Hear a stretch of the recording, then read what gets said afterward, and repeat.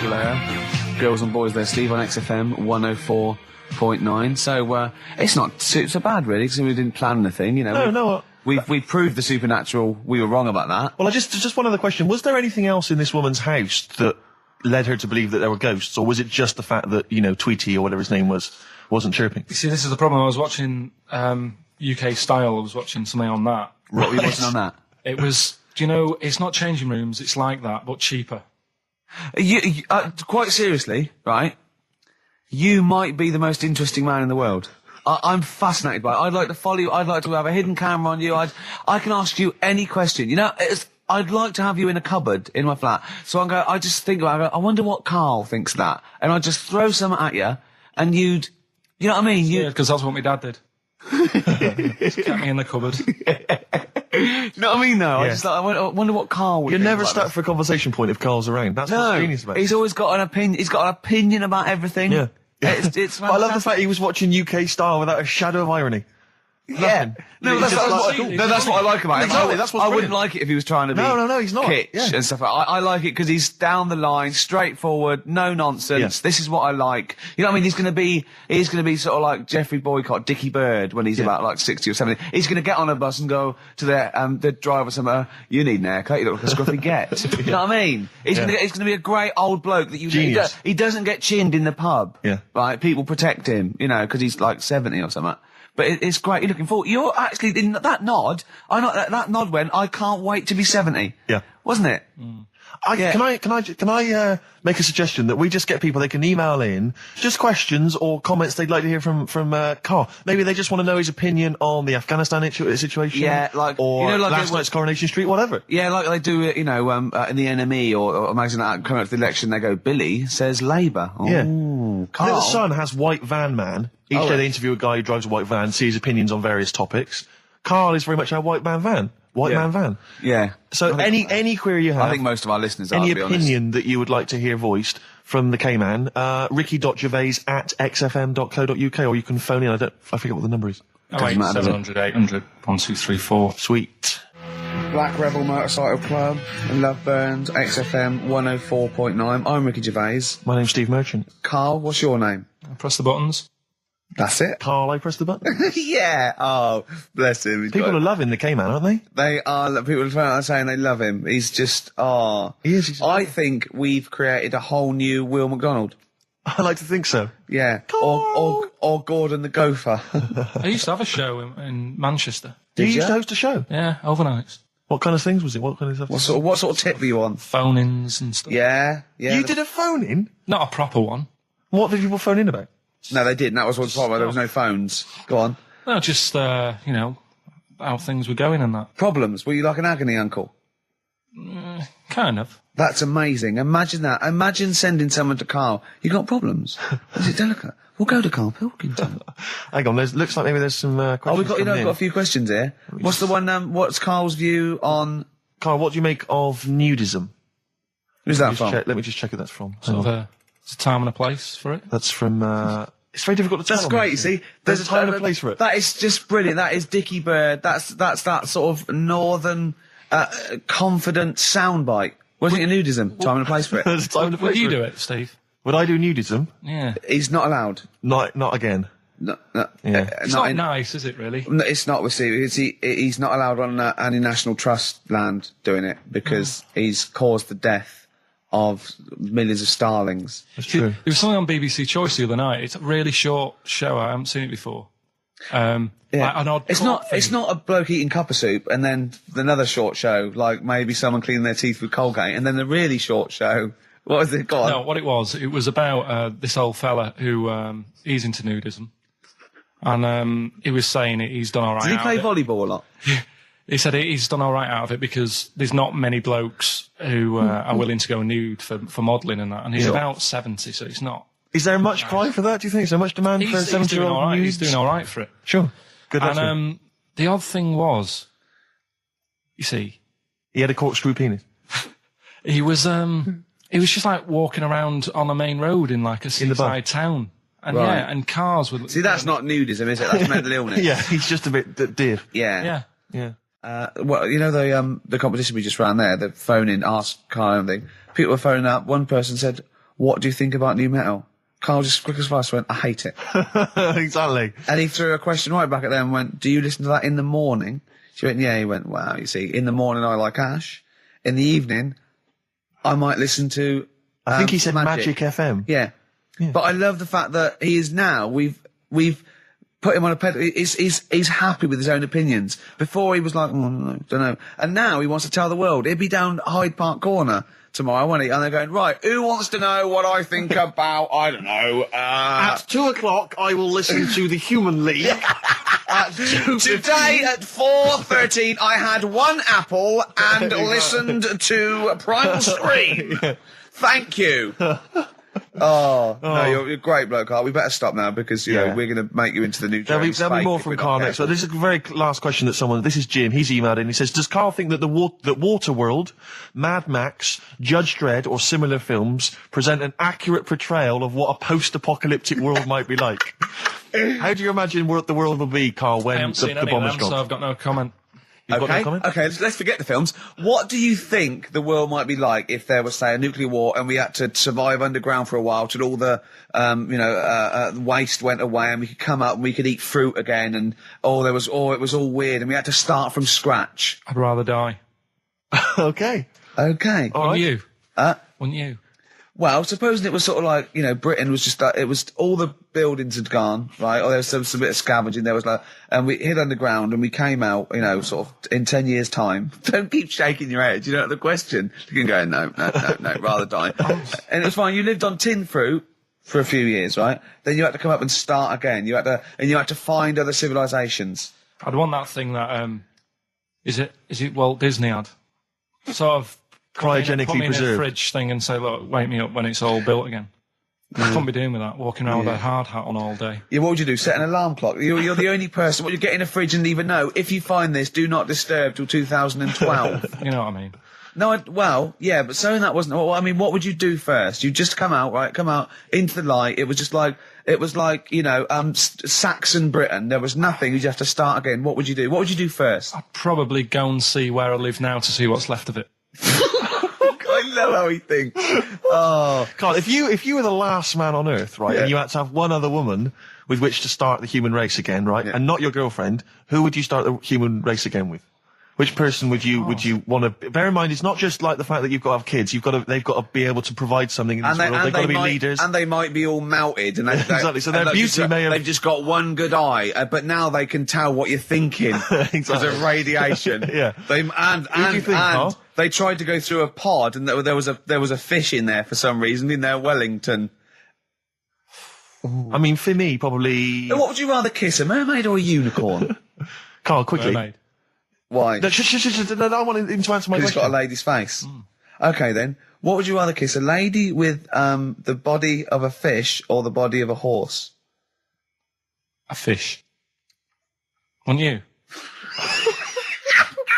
This is the best thing in the world. It's just like, when you call a file a rude word, and then the computer goes, do you want to open tits? You laugh, because it's like, that's what playing with Carl's like.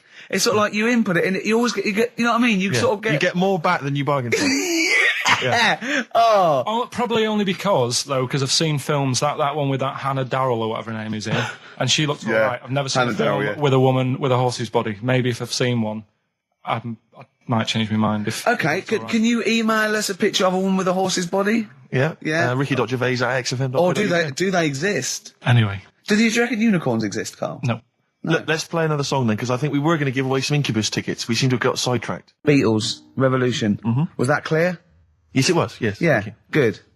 We got to speed this up because it's funny because our first link when we had to go at like the library and the playlist, when we played the record, Carl went, you usually do it at the end when you've run out of stuff. Yes. What's left of it? So we started with what's usually our worst bit of material. So I think we've got to turn this show round. Right. Carl's been holding this together, to be honest. Yeah.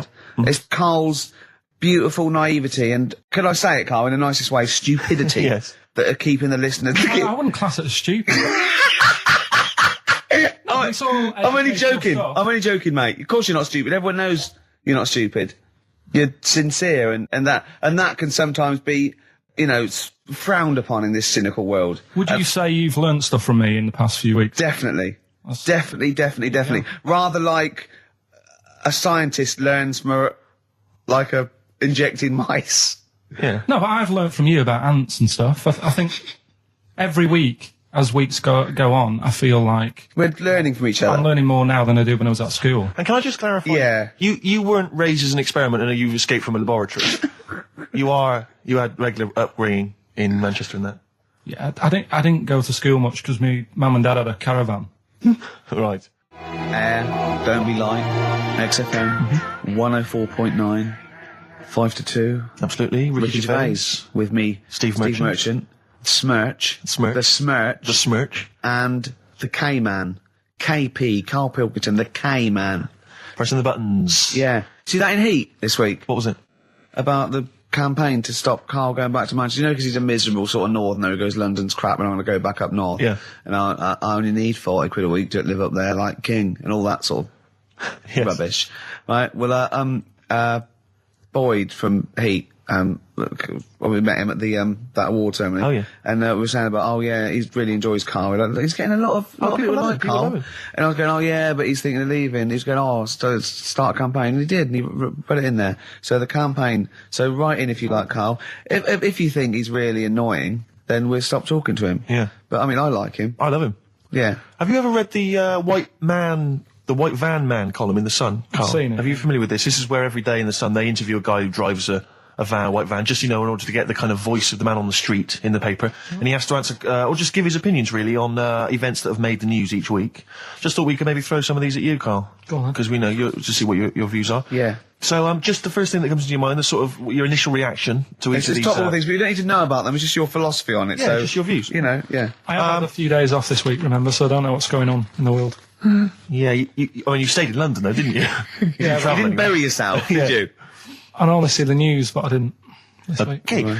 Right. So, what was your view on Will Young beating Gareth Gates in the final of Pop Idol? Don't like him. No. You know what I was thinking about when I was watching it all the way through? Yeah. How he looks like he's got a wire coat hanger in his gob. That sort of... Right. Again, it's radio, Karl. Radio. It's a great face. The funny face you're pulling doesn't translate. And, a radio. And that's a problem for you, is it? And just the way he's from a really rich family. I opened up the paper on the Monday or something, and it had how he went to a posh school and he's got loads of money already. Yeah. It's just a bit... Key. Right, now, what's the second question? There have been huge rises in street crime, especially muggings and carjackings. What's your view there? More youth clubs are needed, aren't there? You think more youth clubs? I like that. No? Okay. No, I like that because it's so 1950s. Yeah, it's sort of like you want a bobby on the beat that'll clip you around the ear. So once they've come out of national service... Yeah! No, I love that. And if you find someone smoking a wood bomb, you make them smoke 50. Yeah, exactly. Oh, this is great. That is great. Did you used to go to youth clubs? Yeah. And they kept you out of trouble? You used to get into a fight afterwards when you came out. But for the sort of hour and a half you were there? You had a bit of pool and some boxing and a bit of pop.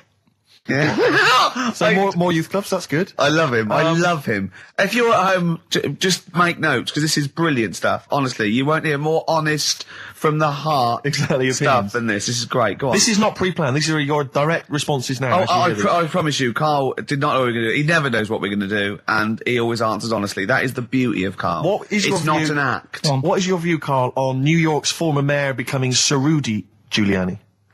Sir Rudy Giuliani. Is he happy with it? He appears to be pleased with it. Let it go ahead. Fair enough. Okay. Go ahead. Oh, he's genius. Okay. Is he happy with it? He's like your nan. Yeah. What do you make of Michael Greco's character Beppe being axed from EastEnders? Problem for you? The whole soap thing. It's back in Coronation Street, isn't she? What's her name? Who? Bet Lynn's. She thought she'd go off and be a bigger star. Yeah.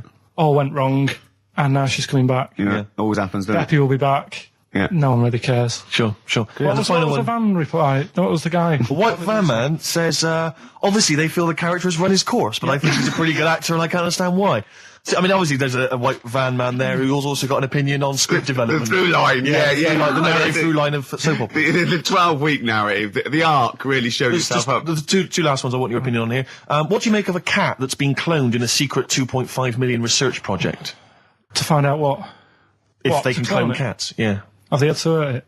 Sorry? Have they had to sort of hurt it to do that? Have they had to hurt it? Yeah, or is it just scraping its tongue for some stuff?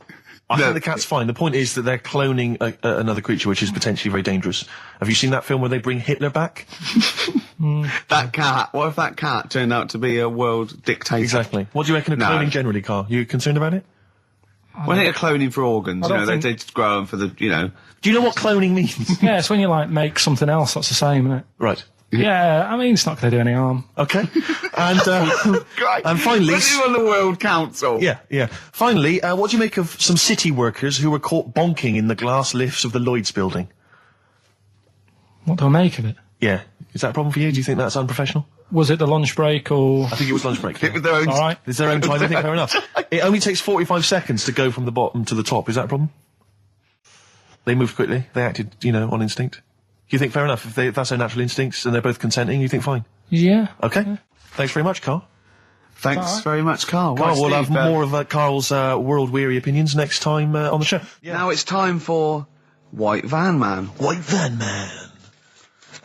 Yes, for those that don't buy The Sun, they think it's beneath them. White Van Man is a column they have, I think, every day, actually, and they just get sort of some, Joe Public to kind of comment on the week's news. Just seems to me, that it might be interesting to get Carl's views on some of the big events. Not because we think that Carl hasn't got a valid sort of viewpoint. No. Because Carl sees the world differently to some people, that's all, and that's what's interesting. Like an artist does, or a... Exactly, yeah. He's very bohemian in his outlook. Yeah. Do you feel that you're up to scratch on this week's news? I don't like this bit. Do you? No, just relax. Why not? It's pressure. No, because you just have to give us your first opinions. For your honest answer, that's all we've ever asked of you, Carl, and it's all you've ever given us. Your honest, your first from the heart view, yeah? Don't worry, just relax. Just chill in. Are you worried that people are listening and thinking you're an idiot? If my girlfriend's listening now, go and have a wash or something. Go and have a wash. Not very nice, is it? Is it the opposite of Napoleon and Josephine? Yeah, go on. If you're going to visit me again, Josephine, for Christ's sake, wash. Well, I'll ease you in with something fairly easy, a music-based question. Kylie Minogue versus Dido as Queen of the Brits. What's your view there? Go and have a wash. It doesn't really matter, does it? It doesn't really matter. What doesn't really matter? With the Brits. I was watching it the other night, and I think Kylie will be a good-looking old woman. Do you ever do that sort of stuff? Steve, I want to celebrate with you. Every time he opens his mouth and says something like that, I want us to open a bottle of champagne. I know what you mean. Do you know what I mean? It's sort of like we did that. Yes. No, do you ever do that, though? Look at people, and another person who springs to mind, Jenny Powell. I don't think she's that good-looking now. Who's Jenny Powell? Is she that girl that used to be the assistant on Wheel of Fortune? Yeah, I think she's a bit over the top for a young woman. But when she gets older, I think she'll be a bit of a stunner. Okay. So for you, Kylie, whereas you don't feel that about Dido, is that right? She's alright, she's normal. I prefer Kylie's sister to Kylie. She looks, I can imagine her being hard work to live with. And who, Kylie? Not doing washing up and that. Right, sure. Being a bit fussy. Okay. And what do you make of taxes rising in the next budget to pay for NHS improvements? Well, my dad went to hospital to have an operation once. Yeah. So I feel like it's worth paying it, because I've got something. Because people might have to go to hospital.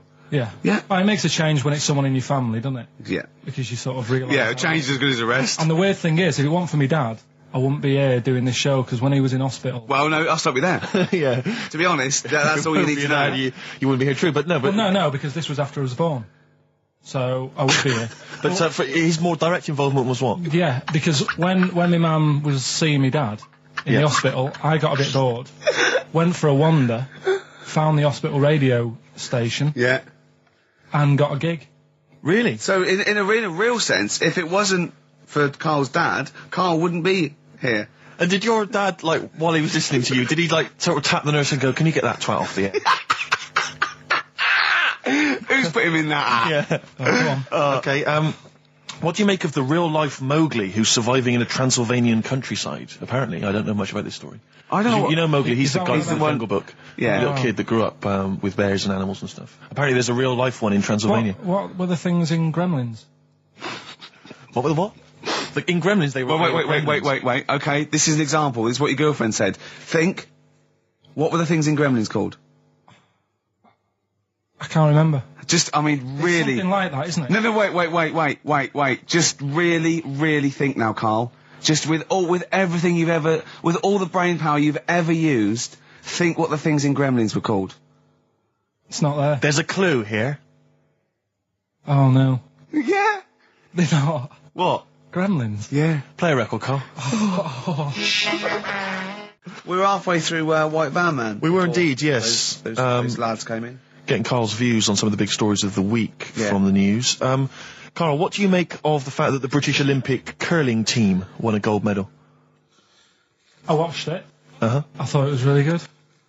The only thing that's getting on my nerves now is like, what was that? Is that a trombone player just sneaked in? That was me moving this microphone. Right. Incredible, wasn't it? Yeah. What an amazing noise. The only thing is, That shouldn't sound like that, should it? That's incredible. What a shoddy tin pot station this is. Well, we know that. Sorry, Karl. Go on. it's like in all the papers now, in like the, the Star and the Sun all week, they've been like traipsing models over a bit of granite. Do you know like how those things are made out of granite, the things they throw? Oh, yeah. And it just, that bit annoys me. Okay. The Daily Star? No, the way that, this sport, nobody had ever sort of heard of it a couple of weeks ago. Yeah. Sure. We win a gold medal, Yeah. and now in the papers it's like... They've gone crazy. They've gone curling over mad. it. Yeah. It's a good game, though. Yeah. Good. Okay, next. All right, good. Let me see. What about the fact that the world's tallest man is living in a semi in Neasden? It's alright, isn't it? Something that someone told me in the week is that, do you know all these tall people like this guy? Yeah. It's just a bit weird they've only just found him, considering he's the tallest man. I think that's a bit weird. Yeah. Someone genius. told me that, do you know the guy who was in James Bond, the big bloke? Yes. Jaws. He's got the same illness as this bloke. Right. And what it is... It's called tall. It's something about... You're suffering from tall. You've got a small tumour or something just behind this part of your head. Yes. Oh, yeah. Just sort of in the middle of your eyes. Yeah. And the pressure on that makes you grow really tall or something. Yeah. So he needs to get it sorted. That's your advice to him. Yeah. Get it sorted. Okay, very finally, Karl, this is important. This is just projecting into the future. Get it sorted. Just projecting into the future now, K-Man. Apparently, global warming will bring sizzling summers and weird wildlife to Great Britain in the future. Are you worried about that? How soon? Soon enough for you to worry. Yeah, it's pretty worrying. Okay. Um, You wouldn't prefer it to be sunny here all the time? no, because with hot weather comes weird spiders and that. See, I always think we're quite lucky here. Yeah. If you live in Australia, you might have the sun and stuff, but you've got like deadly snakes, Yes. which are deaf. Did you know snakes are deaf? Snakes are deaf. They don't have ears. Okay. So you're all right walking about behind them. Yeah. But if they see you ahead of you, You're not. you're in trouble. But yeah, with places like Australia, people go, oh, it's great, it's sunny, but they don't talk about the spiders and They keep the spiders. lizards and stuff. Quite. So I think we've got a bit of both the best worlds. So you're worried though about in the future, vultures flying through the sky, we've got various creepy crawly snakes. You concerned about that? Yeah, well, there's a load. I saw something in the news in the week that a load of sparrows or something was somewhere. Maybe that's the start of it. That's an interesting story. Was that front page or? There's a load of sparrows somewhere. No, about Read all about it. Sparrows somewhere. Some sparrows somewhere. Sparrows somewhere. Load of sparrows somewhere. Sparrows somewhere. there you go. Anyway, Excellent. That's Thank you great. very much, Karl. That's Karl giving his views on the news. don't do that next week. Why not? I just don't like it. Why? Pressure. It's not pressure. You did brilliantly. Yeah. Well, I think we should have a white van man session. Oh, white van I man think people tune in for the white van man Yeah, session. people who haven't tuned in, they don't know. If people aren't familiar with this, The Sun runs a column every day which is asking some punter from the street their views on the week's big events, and we just thought, why not hijack that idea, but apply it to Karl Pilkington. Karl, I've seen much news again this week. you've not seen much news. Don't worry, I'm sure you have an opinion on it. Anyway. Give us it from your heart. So Gladiator. Okay, so, well, on the subject of Gladiator, what do you make of Russell Crowe's appalling behaviour at the BAFTAs? This is, I heard a bit about this. This is, when he got some director or something, because... Director or producer and threatened him, because they cut his bit, didn't they? They cut a poem that he'd done during the acceptance speech. I watched it on Sunday night. Sure. I didn't realise it wasn't live, to be honest. Yeah. But I quite liked the way it was to the point and didn't mess about. He went up, he said thanks. So you're saying that he shouldn't have beaten up the director? Is that what you're basically saying? It's a bit over the top. You thought so? I mean, if you didn't have time, if you really, I mean, what's the poem got to do with the film anyway? He was an awards. So do you think it's ever justified to beat up a TV director if you're a major Hollywood star? Depends what he's done, but I mean... Right, what would he have to have done, Karl, for it to be fine for him to then beat him up? The thing is, right, forget all the beating up. At the end of the day, it was a awards thing for a film. The poem had nothing to do with the film. Yeah. So go up, collect your award for that thing. And if he really, really wanted people to hear about this poem, he could have photocopied it and left it at the entrance and said, on your way out, this is a really nice poem, pick one up. No, but the thing is, he knew it was televised, so he knew by saying that poem once, he was reaching 5 billion people. That's a lot of photocopies. Do you see what I'm saying? I'm not saying he was justified. It wasn't a poem award. If it was an award show for poems, you'd say you can't cut it out. It'd be like doing the top 40 and then going, number 1's good, but we haven't got time for it. But it's a films thing. Okay. And he went up and he got the award for the film. Which film was it for? I don't know, but when I wanted to give you results, I said, let's give Karl his results. Steve went, no, we should introduce people to Karl again, just remind people what Karl's like. And he's so right. I'm so glad we did this first. Am I right, though? Carry on, Steve. Okay, the next topic. What about this big debate over whether Kylie Minogue's had a bum job? I'd have to see it. Next. Okay. What do you make of Will Young's single? He's the Pop Idol winner. It's going to net record-breaking sales, apparently. It's going to go straight to #1. He's had millions of copies sold. I heard last week that you had to, if you wanted to buy it from Woolworths, you had to go in and put £1 down to guarantee getting a copy. Wow. I think that's stupid. But what do you make of it, though? Do you think... as a song? Both as a song, and are you excited about Will Young and his future? No, he'll do all right. I don't think we have to worry about him. Okay. He'll do all right. It's not my thing, but he seems like a nice bloke. Okay, very good. What do you make? One? Yeah, one final one then. What do you make of our scientists getting the go-ahead to clone embryos for research? We have discussed cloning before, and obviously there's the pros and cons of that. Christopher Reeve, former Superman star, he's behind this. Are you behind him? Yeah. I mean, with everything, you have your good and your bad, don't you? Yeah. At the end of the day. If you didn't have bad things in the world, then you wouldn't enjoy the good things. I think, it's like if you didn't have robbers in the world, policemen wouldn't have a job. So it's the same thing. It's like, it's an illness. Yeah? What are they messing with? It's probably a bit too detailed to go into there, really, but... Do you know what I mean? Yeah. It's good and bad. You can't have it all. Yin and yang is what you're saying? Yeah. Okay, Karl, I can't argue with that, mate. I want to play a track now that I haven't heard for a while. It's The Verve, isn't it? Yeah. Sonnet. Lovely song. Coming soon, those big exam results. Anyway, Karl, look, let's have a little quick session of White Van Man. For those that don't listen to the show regularly, The Sun, as you know, has a section called White Van Man where a member of the public gets asked their opinions on the week's big political and social hot potatoes. Karl, we just thought it would be fun if you answered some of the questions. It's not so much questions, it's just your views really on these big news stories. What do you make of Olympic ski hero Alan Baxter testing positive for drugs? What did he do? Well, he won a gold medal in the Olympics, and what? He was a skier. Right. And he won gold medal, and they've just tested him positive for some kind of illegal drug. But what? I mean, if he did, why take drugs to ski? Why? Because all you do is balance. But imagine, it'd be amazing if you were stoned, like going down a hill. Yeah, it's not like you have to... It's not going to help you, is it? No, it's not just like... gravity that's doing all the work, isn't it, with skiing? Yeah, but it's often to do with your athleticism, isn't it? It's No, but it'd be like saying, and we've just found out the people on the toboggan were on crack. It's not going to help them. You sit there and you go with the flow, and you hold Could I say, the drugs he was taking... that's his defence, probably, it probably wasn't jacking up H or, dropping a few E's or getting stoned. He was probably taking more sort of performance-enhancing drugs, as opposed to him just, scoring some shit around the corner from someone, getting off his tits and jumping in a toboggan. Doesn't mean that, does it? He wasn't off his nut. Yeah. You tested you. You pissed out your head. But why doesn't he just say, "Don't be stupid. Why would I do that? You're just not going to help me out."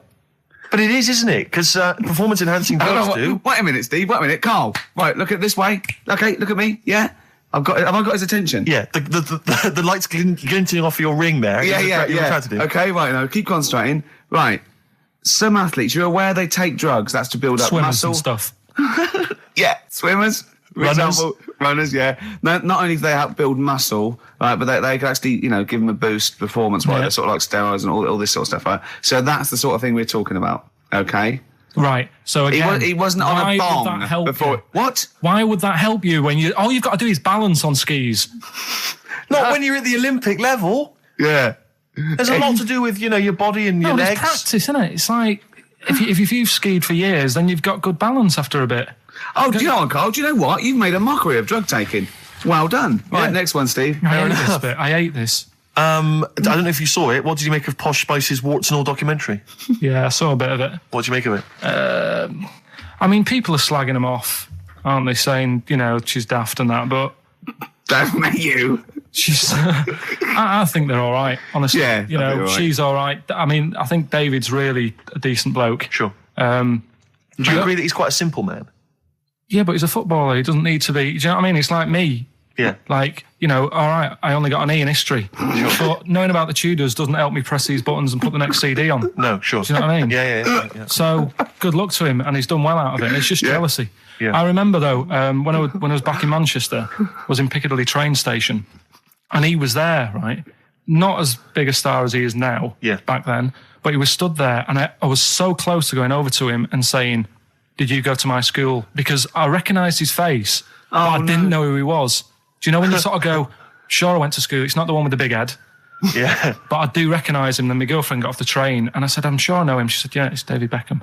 And I was so thank close. God for your girlfriend. Does she get an awful lot of scrapes, does she? She does, yeah. Okay, what about the fact that the pension crisis is going to force Britons to work into their 70s, Carl? You might have to carry on working into your 70s before you can claim a pension. I think it's a good thing.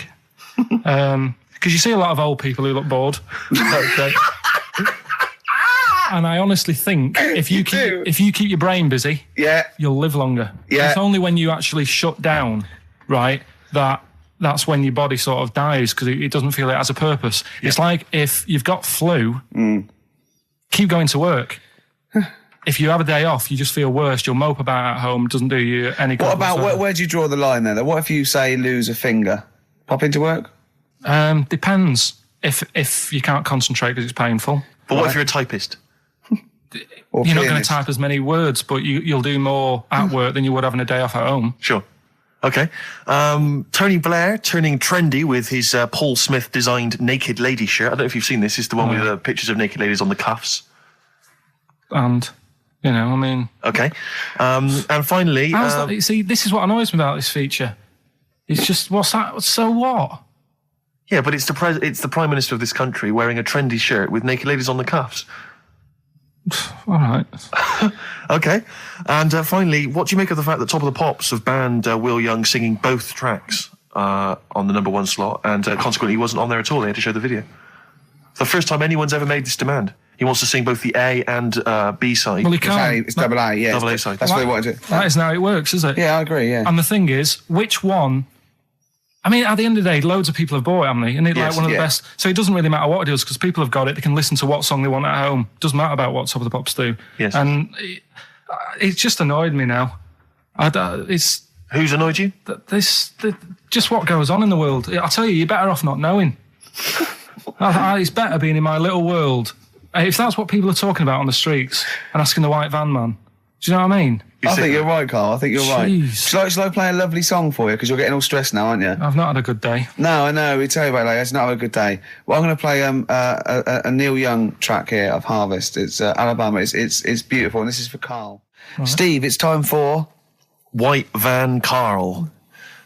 We should definitely get some jingles. I think the show sort of lacks jingles, I think. Noises. Funny sound effects. Yeah. Well, that's... Yeah. What's Mr. Nosy Neighbour interested in? Hello, what's going on here? Oh, we should definitely get some pre-recorded comedy noises, Carl, for next week. That's my job, but unfortunately I'm busy reading about Hitler.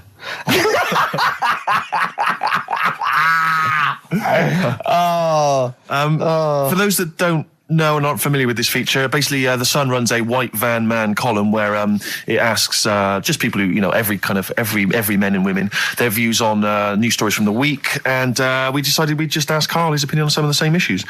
This week... Not like us to rip off another idea and just use it for our own... No, but this time... The white van man in The Sun this week is Herbie Crossman from Harrow in Middlesex. Herbie. And he's asked his opinion, Karl, and what's yours, on pop idol Will Young admitting he is gay. Come on, Karl. I don't understand what the big deal is, to be honest. Okay. No. Talking to different people about it, and they've said, it could affect the sales, girls won't like him anymore, which I think is rubbish. Yeah, because it finished George Michael's career, didn't it? Oh, yeah, and I was thinking when I was growing up, right? And Freddie Mercury. I was into Kim Wilde, right? Sure. Now... And her kids. You're not going to tell me she's gay, are you? No, but if they said, she's a leather, right? I wouldn't say, right, that's it, I'm taking kids in America back to the shop, I'm disgusted. Sure. I liked her. Yeah. I don't think I'm ever going to meet her and marry her and that, so what does it matter? Yeah. Will Young, he's a good voice, he's gay, a lot of gay people in the world. Georgie boy was gay, I guess. There you go. Nothing more and nothing less. The kindest guy I ever knew. So Do you Bowie? No big deal. That's one of your favourite songs, isn't it? Brilliant. Killing a Georgie Parts 1 and 2, isn't it? Yeah. Okay, what do you make of the police protesting to Parliament over reforms? That's not the band, before you say. Right, what's all that about? Okay, well, the police have had various kind of gripes and grumbles which they've taken to Parliament, try and get them sorted. Like what?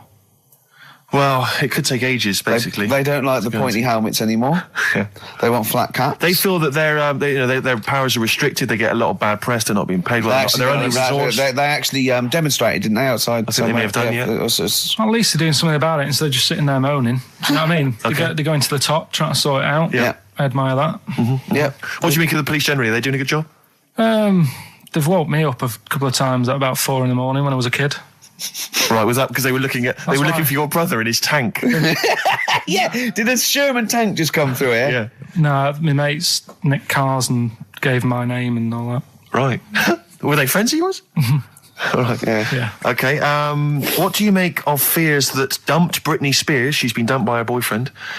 There's worries that she may be cracking up, Karl. You concerned? What are the signs? I'm not entirely sure. I'm just reading from this section, but I would assume that she's obviously showed signs of depression, maybe. She'll be all right. I remember, Zoe Harris, when she sort of got bored of me when I was a kid. Yeah. Get over it. I don't even think about her now. What? And how long did it take you? How long did it take you to get over Zoe Harris? How long did it take you? To be honest, right, it was like one of my first girlfriends, and she was a pain. I remember I went out with her because she wouldn't stop hassling me, right? Yeah. I remember A good reason to fall in love with her. Oh, go on then. I never talked to her, and then the bit that really got me, I thought I half liked her, and then I remember, right, we were at a school party, sort of infant school. Infant school? Right. Are you sure it wasn't junior school? Well, it's on the cusp. Yeah. Like when you're about to leave infants and go to the next one. Yeah. And she was crying. Because You were saying, I don't think we should move in together. She was crying. She was crying. How old was she? Had you stolen her milk? She must have been nearly 6. Why didn't she grow up? No, she was crying because somebody had stood on a dress and put a bit of an hole in it. And I said, oh, for God's sake. I can't stand this. Oh, So God. you- I just think him. So you gave her a slap? I just think of him like 6, like with clogs and a flat cap, going slightly bald, going, for Christ's sake, woman, come on. Oh, Light my pipe. That finished it because all her mates were saying, come on, Karl, she's upset. And I was like, oh, whatever. So again. hold on, though. Wait a minute. What do you mean all the mates were saying, like, come on, Karl? They were 6, weren't they? Yeah, but they were saying, come on, she's crying. Help her out. And, Like, look, and you she's- did nothing? She's got injured. Got a hole in her skirt. Yeah, but she was upset and you were her boyfriend. Well, So what did you do? Tell me the story. Where were you? Didn't work out. You were at some kind of school do. There was a hole in her dress. It didn't work out, he said. Do you treat your current girlfriend in the same way? This callous disregard for someone's feelings? His current girlfriend does not tread on her dress, does she? Oh, she didn't. So, as far as you're concerned, what was her name? Sarah? Zoe Harris. You just felt like, well, if she's going to make a whinge about, a silly little hole, screw her. Yeah. You're all heart, Carl. What would you have done? I'd have gone over there and give her a lovely kiss. No, you wouldn't. Yes, I would. We were playing Dead Arm. In the corner. Ask him another question. Okay, very final thought then. What do you say to the fact that a judge has decided that we, the general public, have a right to know about stars' flings? Basically, this is an excuse. This is basically saying, should papers be allowed to print tittle-tattle about celebrities? Oh, this is... providing it's proven true. Oh, this is something about, isn't it, a Division 1 football or something? It definitely had of Premiership football as unfair. And it is true, but he's trying to keep privacy. And the judge said, well, it's not for us to censor the press over things that are true. Right. It's up to the general public to either boycott or not, that publication. What do you think, Carl? What about all this, exposing, going through the, the bins of celebrities? It's not right, is it? But no. People are interested in it and buy the papers to read it. Do you know what I mean? I mean, like I said to you the other week, everyone has a go at Beckham for not being that bright. But at the end of the day, he's a good footballer. It doesn't really matter what goes on off the pitch, does it? Do you know what I mean? Yeah. So, but what if you were a celebrity and they sort of splashed over the front page the fact that you just, didn't care less for Zoe Harris and her torn dress? Zoe Harris is still upset. Yeah, they dug her out, The night Karl Pilkington reduced me to tears. Nah, I haven't done anything that bad. Sure. I won't be worried. Did you win the Dead Arm contest? No. I was thinking about that the other day. Do you think there's a chance I could get blood clots in later life? Did you play that a lot? Yeah, a hell of a lot. Did you ever do it, but like kind of headbutting? No. Okay. Because that would have explained something. Dead arms. Sure. Any more? No, that's it, Carl. It was with people's blessing, was it? You had to give them a go? Yeah. And you played it with girls? No. All right. Oh, my mates. Right. So you were playing Dead Arms while she was off dancing and getting her hole ruined? Yeah. You romantic, you. That's great. And you haven't changed a bit, have you? You still do that to this day, don't you? At functions and events. Oh, dear. Well, what track we got here? You've brought in a track. Yes, I just thought I'd dig out some old Elliott Smith. I've quite enjoyed his work, and this was a previous single and the first track from his album Figure 8, Son of Sam. Express 2 featuring David Byrne, Lazy, XFM 104.9, 1:45. I'm Ricky Gervais. Steve's got the sun. Yes, we're just going to be doing White Van Carl, where we ask Carl the questions the Sun asked some other bloke. That's right. Because we think Carl's got more to say than anyone on anything. Carl only tells the truth, by the way. Just remember that, listeners. Off you go. Yes, well, today's White Van Man in the Sun is John Slade. He owns his own door maintenance company. His answers are very informative, I have to say. But Carl, what do you make of the Channel 4 producer, aged 30, who duped a school into believing he was a teenager for a documentary? Are you familiar with this story? No, go on. Well, basically, a 30-year-old guy kind of fooled the school into thinking he was a pupil for a secret documentary. The school's outraged. Do you think that that's, for you, should anything go when it comes to making TV? I think I've said to you before, there's loads of kids at my school. I remember being in the first year, and kids who, what year do schools go up to? I was in the first year. What is it? 11. 5? Oh, sorry, first year of infants and juniors. No, secondary school. 11. Right, year 11.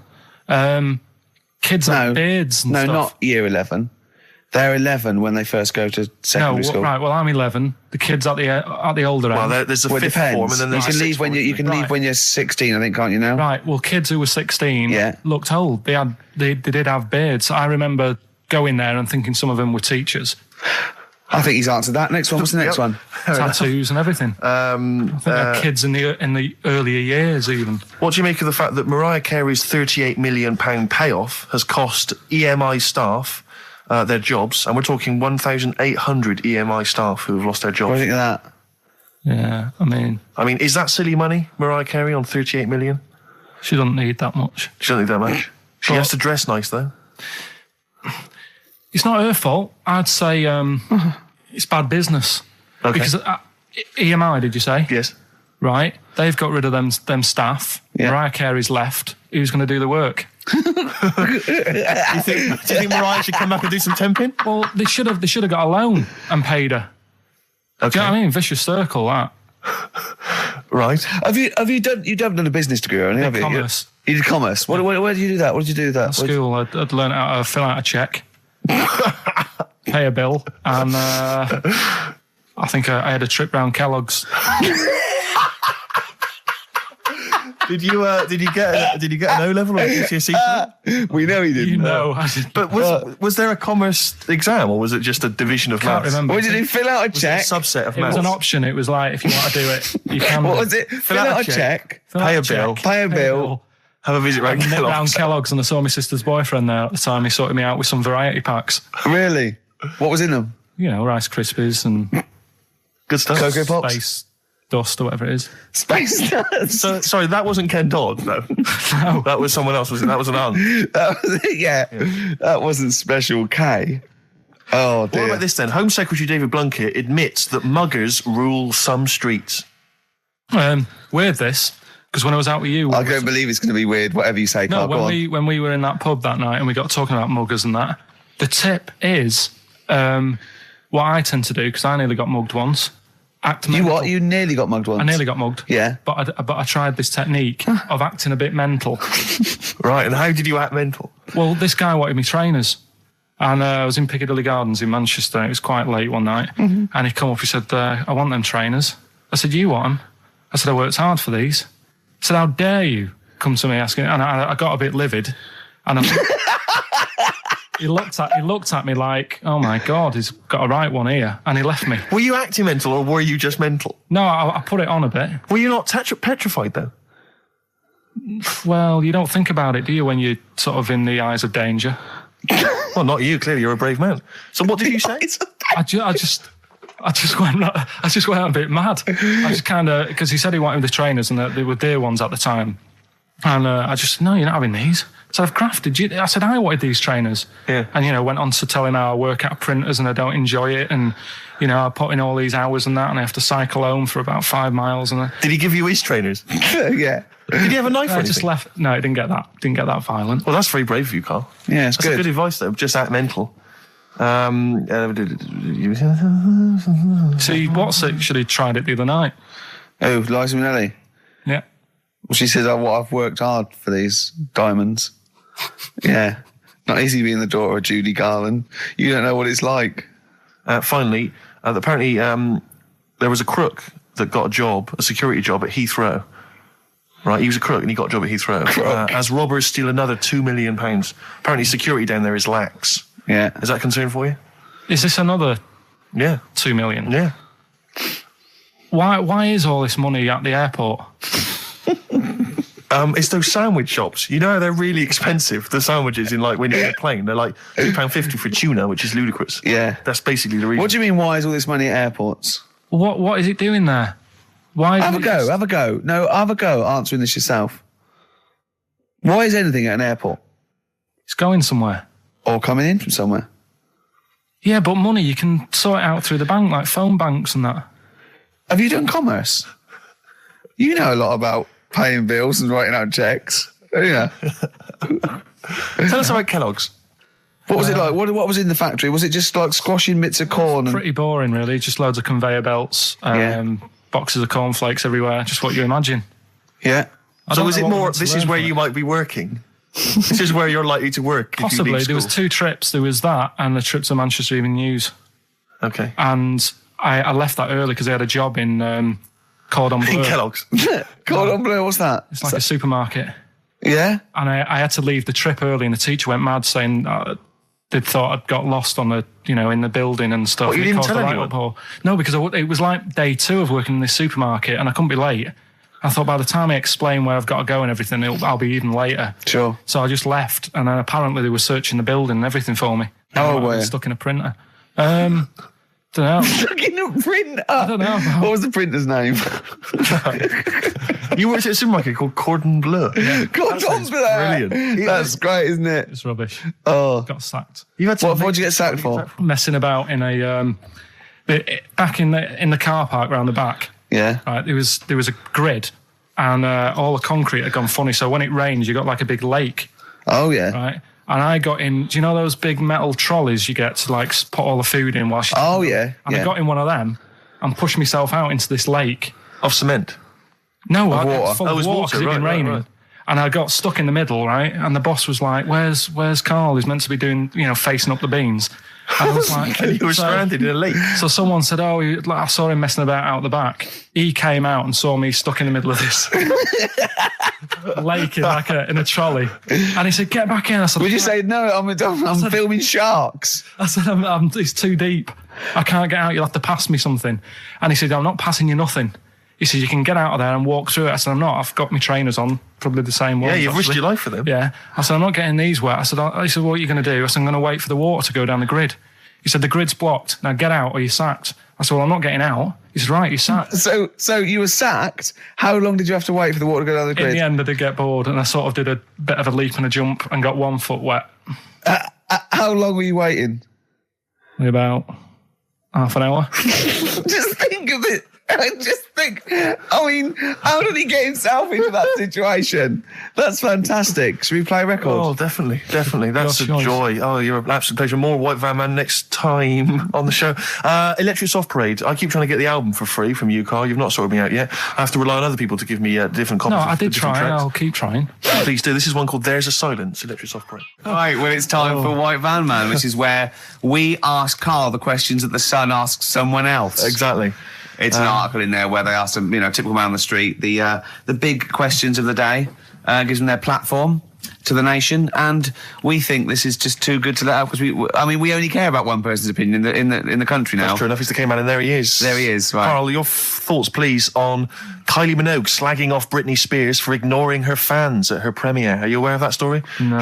She got booed at her premiere of her new film, Britney, because she'd left her fans waiting for like an hour. Some of them had travelled up from Bristol, other parts of the country. 3,000 of them. Loads of them screaming for her. She just went straight into the theatre an hour late, just gave them a quick wave and straight in. Didn't even bother to shake their hands, sign any autographs.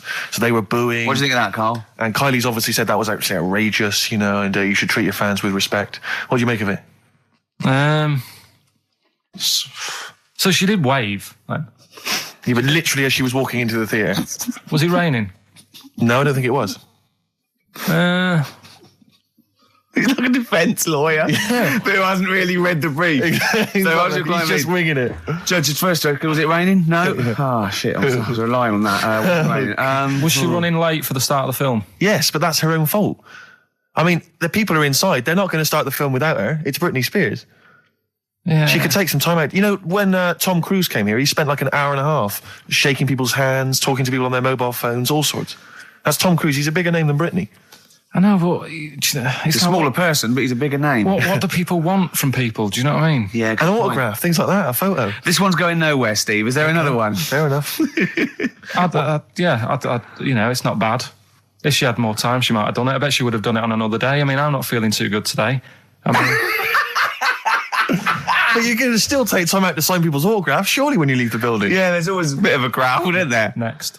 Go on. What do you make of New York's ex-police chief saying we need more bobbies on the beat? He's come over here. He's the guy that sorted out crime in New York City. He's come over. He said, "You're going all over the place here. You need more bobbies on the beat, more policemen, a visible police presence." There was something last week about some copper in London who was sat on a bench, and he was asleep or something. Yeah. And people were like outraged because he should be looking after England's people, not nodding off on a park bench. Which is a bit daft because they were shouting he should be looking after England's people. Was this the 16th century you went back to? What do you mean he should be looking after England's people? Wherever he was, if he was in a park somewhere, they were really annoyed because he was asleep. But sure. He was probably undercover. But the thing is, if there would have been any trouble, I'm sure he would have woke up. Yeah. If there was any if someone needed help and they screamed, he would have woke up. So I don't know why they were having a go at him. Yeah. And he might not have been there at all. So, it was, so he probably have his radio turned on, didn't he? Yeah. Listening to Heart. So you're not concerned then that there's not, the crime's going up? I think there's enough. I see quite a lot of them whizzing around. Okay. You're happy then? Yeah. As long as you're happy, Karl. So you don't think it's too much crime? No. Just the right amount of crime? Yeah. 104.9 XFM. You all right? This is Karl, producer of Ricky Gervais and Steve Merchant. They're not about today. Ricky's on holiday. Steve couldn't be bothered. So I'm left here with all the DATs. That's a digital audio tape of all the shows they've done since they've been here over the last, I don't know, year and a half or something. So we'll play you some of the best bits. All right, so here's the first bit. Well, listen, still to come, right? We've got the monkeys thing. Oh, chimpanzee that. And when I was out last Sunday, right, at Johnny's birthday party, Steve was there. Yeah. Got talking about stuff. And a debate that we didn't really finish cropped up. It blew your mind, didn't it? Amazing. Oh, I know about this. Steve told me. This is the infinite amount of monkeys.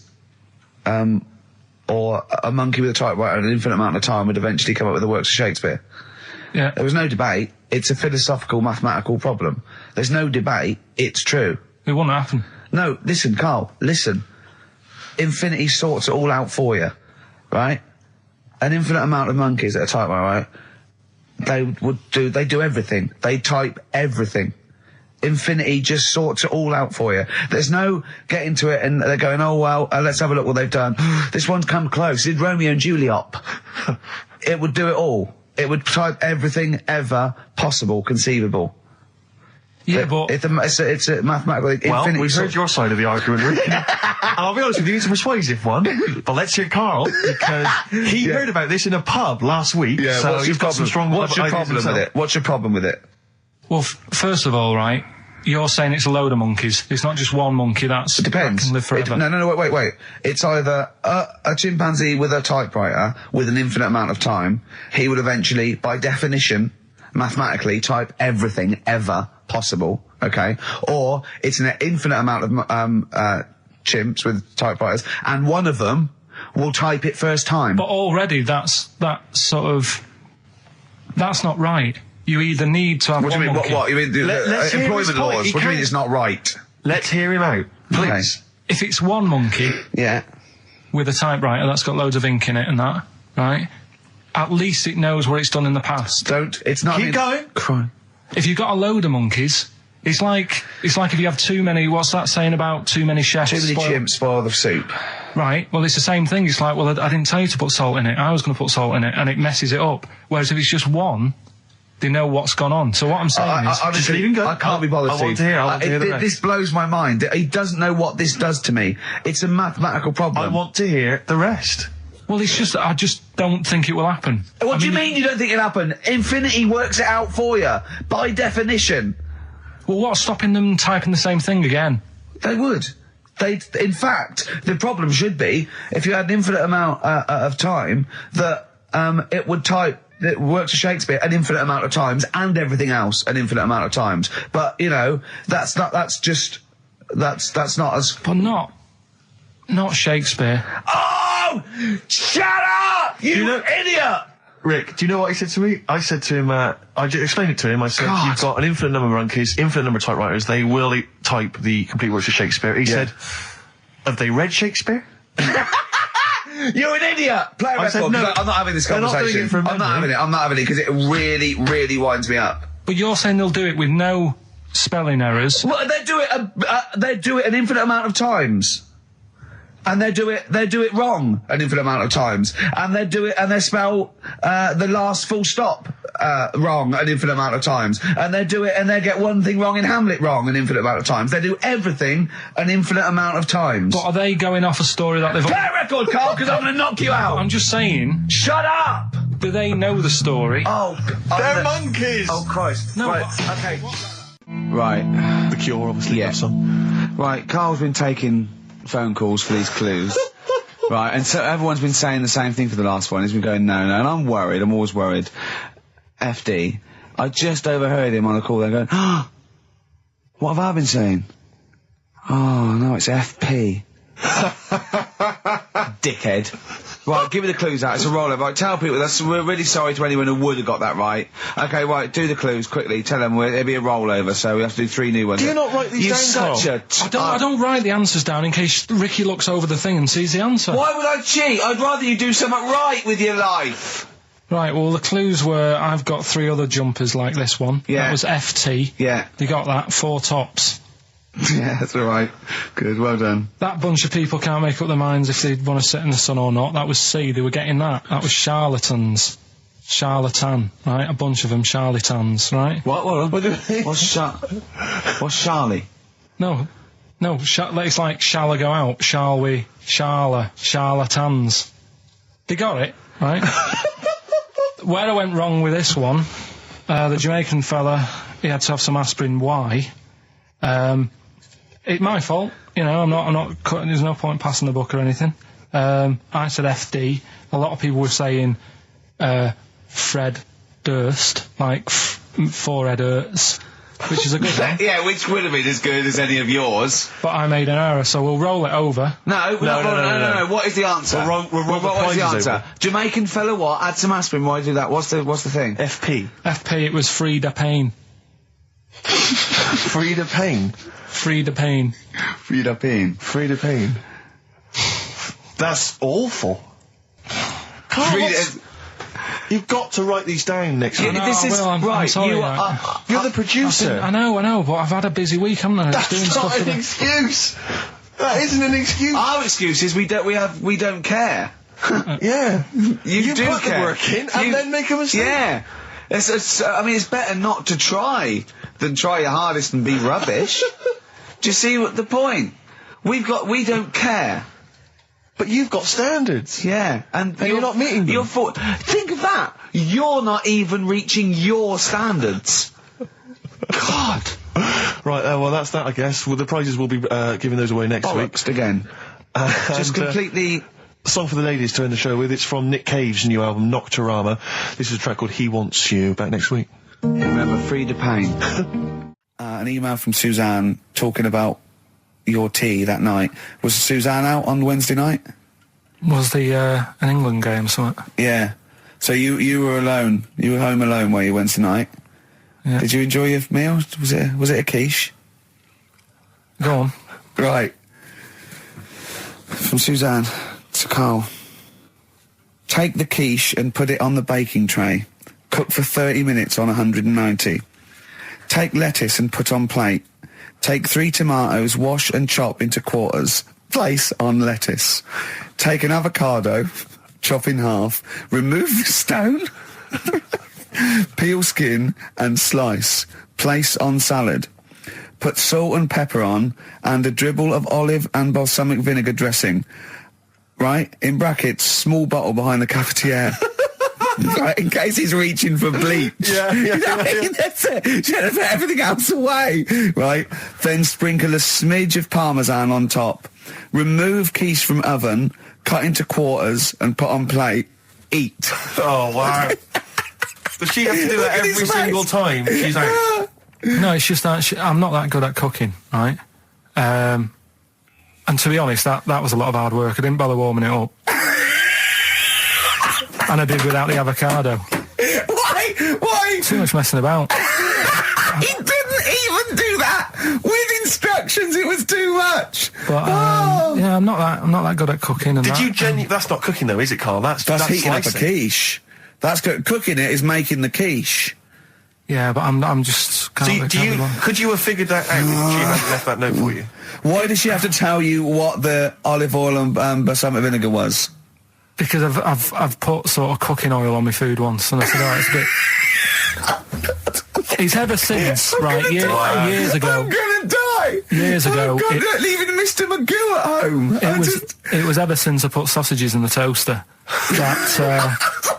What do you mean? I nearly set the flat on fire. Because do you know, like when you're grilling food in a pan and all that? Yeah. Sort of sausages spit and it goes everywhere, doesn't it? And it makes everywhere greasy. In the toaster. So I thought, well, just want to warm them up. Yeah. Bung them in the toaster. Yeah. What happened? And she sort of caught. Well, they got stuck and they sort of caught on fire. I imagine. She came in just as I was sort of plunging it, and Matty came in from work. She said, "What are you doing? I said, I'm in sausages." Well, the oven isn't on. I know they're in here. What? You turn it off? Panicking and that. But I've never been into it. I've never been into cooking and that at school and stuff. I didn't bother doing it. Oh every time Suzanne comes home, she must think, please be the house still there. Yeah. Please not let me hear a fire engine as I come round this corner. Oh, God, she comes and goes, oh, God, thank God. I bet she's always happy to see you when she gets home and you haven't burned the place down or introduced some howler monkeys or something. Unbelievable. What I find extraordinary is there are people who are in sort of care in the community who don't need instructions on how to prepare food. Oh, they do. They can do it. Yeah, you show them once. Yeah, they do. Whatever you do, don't put sausages in the toaster, Johnny. Do you know what I mean? Yeah, and they've learnt it. They don't put sausages in the toaster. Yeah. What they put their fingers in. But, yeah.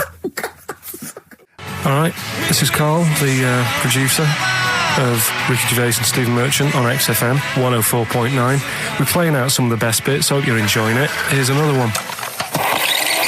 Can I just ask Karl how he got on over Christmas? Because the last time I spoke to him, you hadn't bought a present for your girlfriend. I have to say, I was on tenterhooks all Christmas.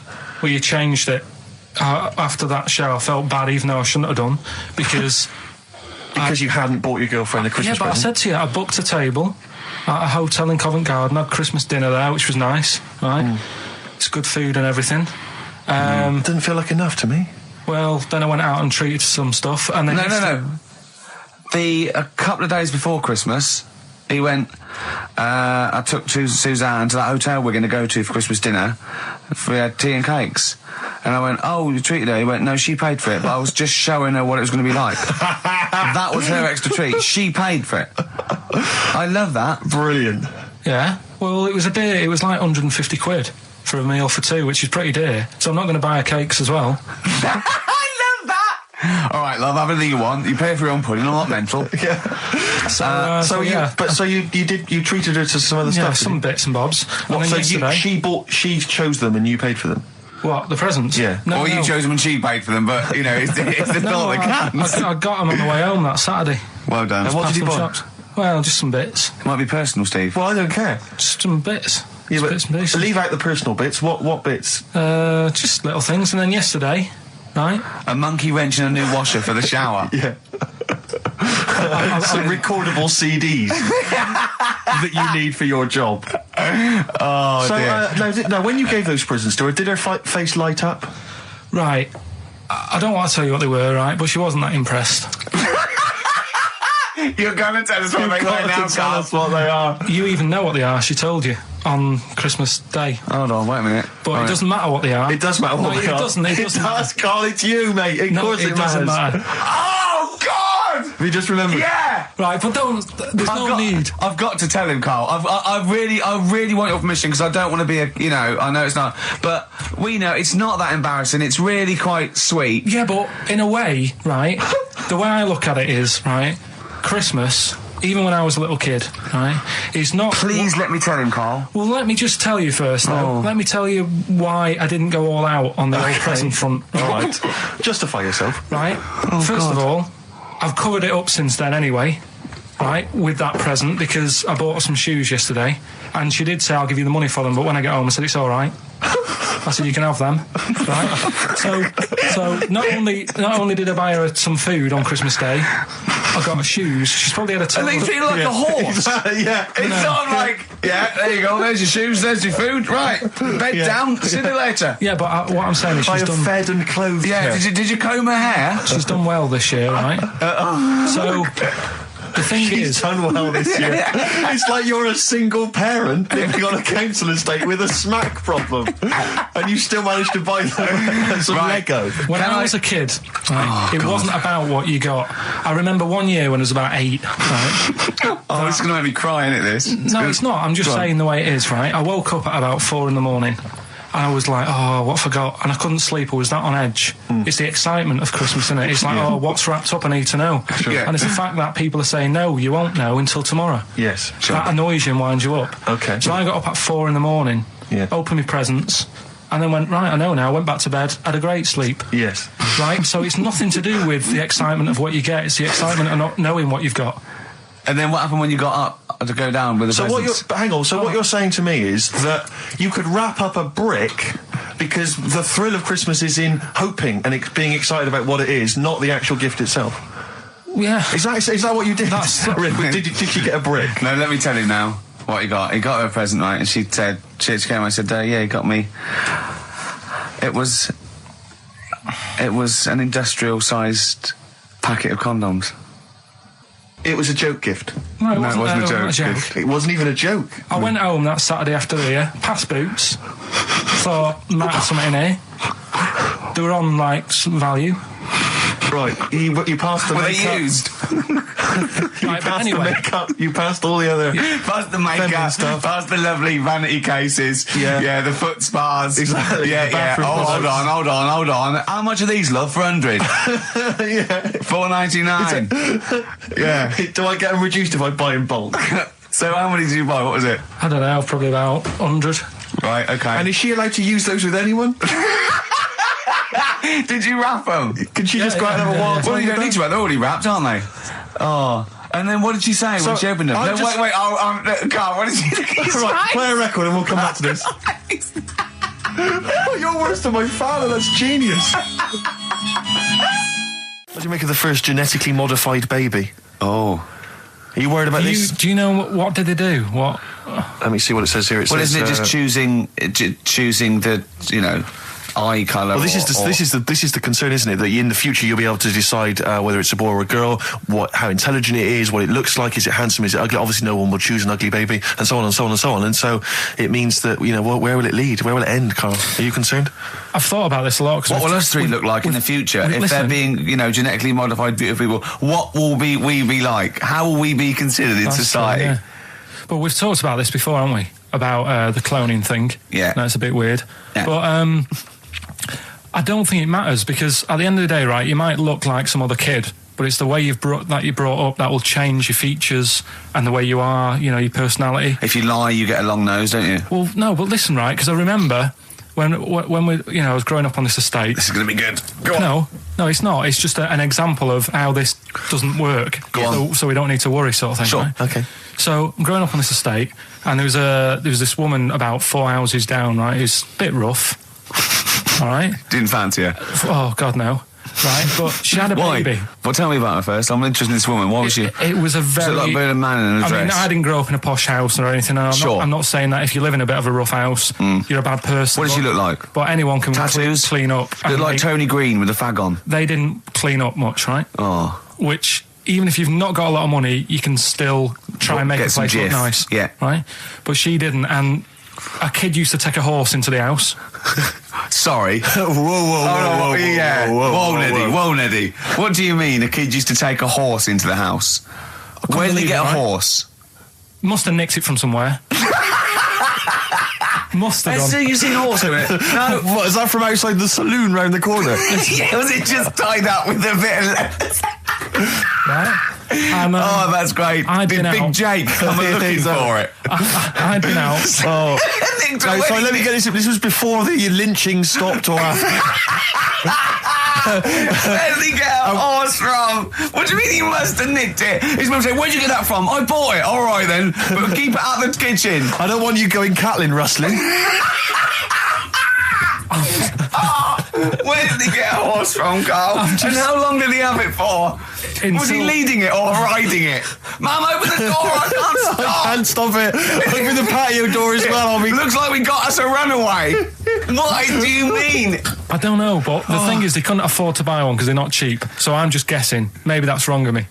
But I think... He had a horse? Yeah, right. So That's why the family didn't have any money. They'd spend it on the horse. No, I don't Exactly. think, that's what I'm saying. I don't think they would have bought it. So anyway... Yeah, it's wise to whisper, Carl, in case they're listening. Yeah. And They could be in the room next door. It's not buying it, it's keeping it as well. Oh, so I was like in the car with my dad coming into the avenue, and you used to have to drive down it to turn round and, and sort of go back to our house. You had the traditional method of transport. Yeah. And the horse was in the lounge, Reading a paper. just like walking around. Oh, God! What? And when I was doing, I tried to earn myself some money once by flogging little flowers in plastic cups. What? This is genius. It just keeps coming. What do you mean you're trying to flog little flowers? What do you mean? Wait. Let's play a record. Let's play a record and come back to this. Because it's always going to just unravel and unravel. It's going to go on for hours. Let's play a track, deeper and deeper. It's like an onion, isn't it? We've created a whole world here where there's a man living with a horse. Just walking around the lounge. I come from the West Country. I've never heard anything like that. I just think of a big sort of like orange carpet and a rediffusion telly and this horse going, I'm fed up in here. Exactly. This is really... I am not taking the rubbish out again. Yeah. Right, play a record. Let's have Velvet Underground. We've got that lined up. Oh, the classic from the first album. I'm waiting for the man. Let's come back to the horse in a second. Little flowers in pots. What do you mean? Probably you're thinking, Rick, isn't it time that we do our usual roundup of what's been happening in the news? Yeah. Which we always do every week. Yeah. We always do something, which is, I mean, basically, if you're listening and you're a new listener, say you work at a newspaper, we always try to be informative, just try and put stuff out there that just educates people, informs people. What are you thinking? Well, I said Monkey News is coming up, but what have you got? No, I was just looking on the net there and just found a couple of quite important news stories, probably worth mentioning. Policeman caught photographing. I don't know why it makes me laugh. It's just the phrasing, I suppose. It's the headline. Policeman caught photographing up woman's skirt. No, he wasn't up there taking a picture of Big Ben. He wasn't going, can I just sit up here? I'm just going to take a picture of that seagull over there. No. He was facing the camera up a woman's skirt. He was indeed. Right. A policeman in Japan is facing disciplinary measures after he was caught photographing up a woman's skirt with a hidden camera while on duty. The 42-year-old sergeant, who's not been named, used a digital camera to secretly snap the shots when the woman was reporting a stolen bicycle. So he was actually doing his proper job. He'd obviously thought to himself, I'll bring him a digital camera today. On the off chance a beautiful woman comes in to report a crime or robbery, I'll have it ready, I'll have it positioned, in such a way. But this is interesting. This is how he got caught. Okay?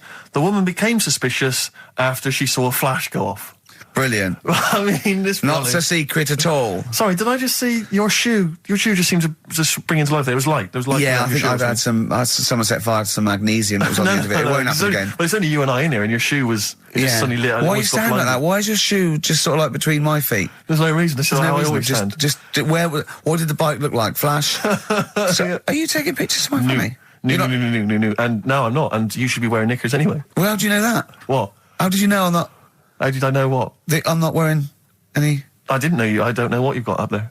Well... I don't know what it looks like, and there's no way I could. Of course, it would be roughly that conversation in Japanese. I know, yeah. All right, XFM 104.9, Ricky Gervais, Steve Merchant, Karl Pilkington, not here. It's the best of. You've been voting in all week, sending your emails, so here's the clips that you wanted. So then I was thinking, imagine like going to the doctors and he's saying, yeah, everything's all right, your heart's good and everything, but... Your heart's good? What, your Larry's or...? Yeah, your heart, you're in good form and whatever. Sure. Yeah, it's good news. I had Giano in earlier. He's not looking good. Yeah. I had Fat Swaller. But you're all right, but your hands need to come off. Right. Blimey. But... That's bad. Like, I get a second opinion initially. But I better good news, I've got a nice pair of feet I can sort you out with. Yeah. And he puts them on, and then I was thinking, right, first of all, washing up, what would that be like? I thought, Steve, that'd be tricky. Yeah. And then the second thing was, it'd probably ruin the sort of the shape of your jumper. Because you have to keep putting the feet through there. Yeah. And then I thought, but I could still cycle in. Okay. To work. You could run in. Well, that's the thing. You'd be really fast. Well, that's what I was thinking. I thought I could still cycle because I could balance, and then I thought, but the only thing is I probably couldn't pull the brakes. Because of the little short things. Yeah. And then, like you, I thought, but then again, you're running in half the time. So that's what was going on in last night. Right. That's what I was thinking about. Sure. Did you? How long did this take? Well, how long does it take to wash up? Right, because I imagine you just being there for, like, all night. Probably 25 minutes. How long did the little Chinese fella dance for in his pants? He's always doing it. Last night he was at it for, like, 10 minutes. Yeah. And his girlfriend never sits in the same room as him. She's always sat in the bedroom. She's going, you dance in pants again, I go in next door. Well, she was in the bedroom. She's always in the bedroom, sat on the floor, on the mobile phone. Right. All the time, yeah. It's weird how people's lives are just like, it's like that Groundhog Day thing. It's like, he's jumping about in his underpants. The old woman's sat there reading a book. Yeah. And that's what got me thinking about my life. Do you think she ever goes... Are you sure she's not dead? Every time you look down there, she's just flicking through she's just reading this book. The pages never turn. She never seems to finish it. She never moves from her chair. Are you sure the Chinese Her girl's cats going? are dead around her. I'm going into next door again. That little round-headed the fella's smell. looking in. He's looking in at me. The bouncer goes, "Don't worry, love. I'll go and beat him up." But he's always getting ready. That's true. They see you staring at him, washing up, going, "I could have feet here," and they get scared. The old woman's dead. Oh, Karl, dear. can you tell us roughly which neighbourhood you live in, so that we know? It's central. Central, is it? Yeah. Wow, imagine if that little... Was he a Chinese fella, did you say? Yeah. Imagine if he was listening now. I'd love him to call in and explain his actions. Well, he might be on some other radio station talking about a lad who's always washing up and looking at his hands in a mysterious way. But do we know this doctor that would go, "Well, all right, Karl, you can either leave them as stumps or I've got a lovely little pair of feet." Why? I told Jane this, and Jane went, "Is that the only choice?" He could say, "Could I have some dead man's hands?" Have you got any? Where do you get the feet from? Where do you get the feet from? Can I have? What would you rather have then? Human feet or monkey paws? Well, I mean, that wasn't an option last night. That if the doctors said... No, it wasn't an option last night, but don't forget, it's in your head, Karl. This didn't happen. I'm just saying, at the time, that's all the doctor had to offer. But you know, it's your head, you can go anywhere. No, it wasn't a real doctor to offer. It's in your head, you can go anywhere. You're not trapped. Yeah, but if you can do anything, then you'd say, "Well, sort us out some other hands." Fair point. Let's play record. We gotta come back to this. Okay, it's not his fault. Let me have It's Not His Fault. You gotta save this. This has got to teach me something. It'll be an interesting story. Right, it's not his fault. This fella...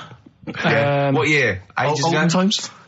I'd say in the 70s. Okay. Would you? Any evidence for that? And, Does he wear flares in the story? Right. Is that your reason? No, it's a bit like Yuri Geller, this fella, right? Where he's electric.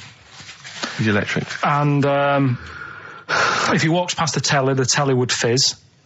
If he walked past the radio, it all goes like that. Ooh. His hair stuck up all the time.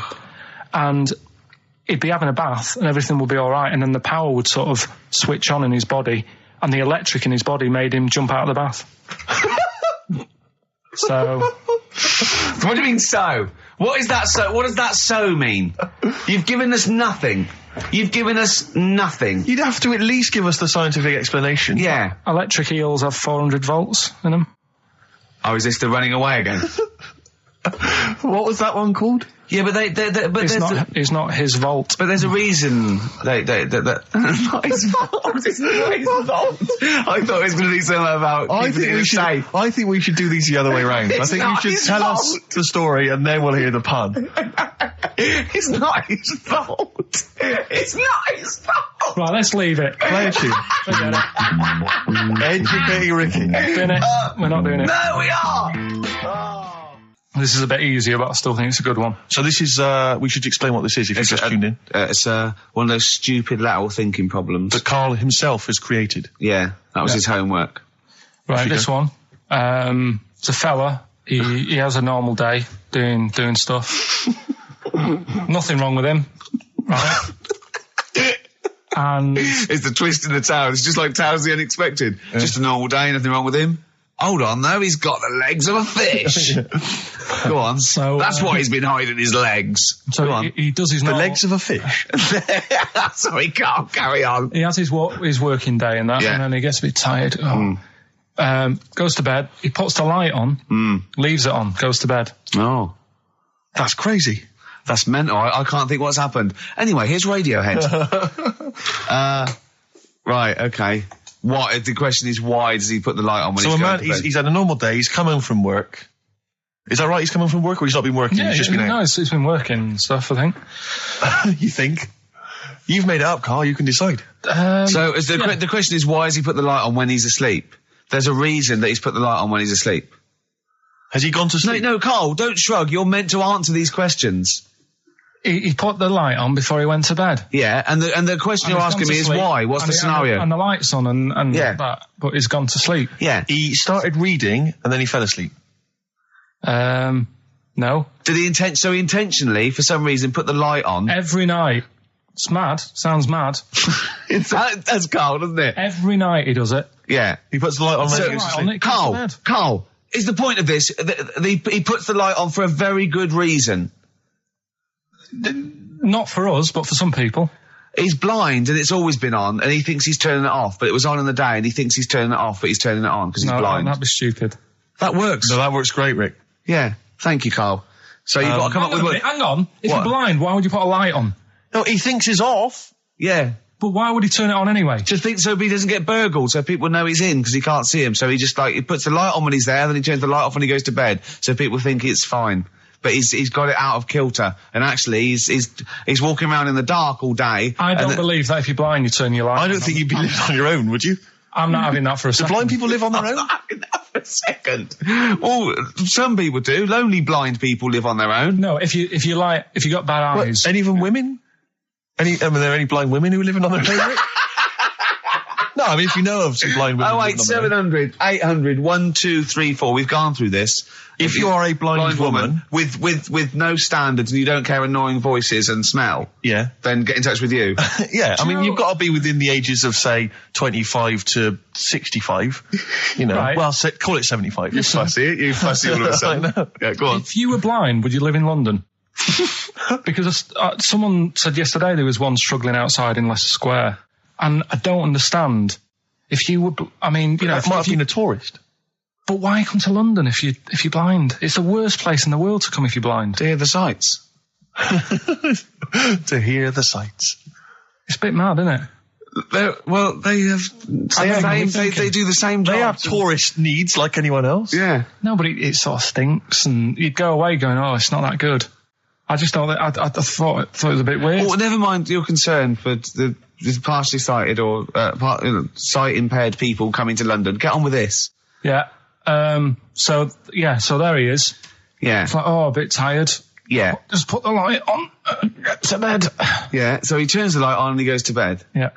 Oh. Should we play a track? He's not sleeping on the job. He's a lighthouse keeper.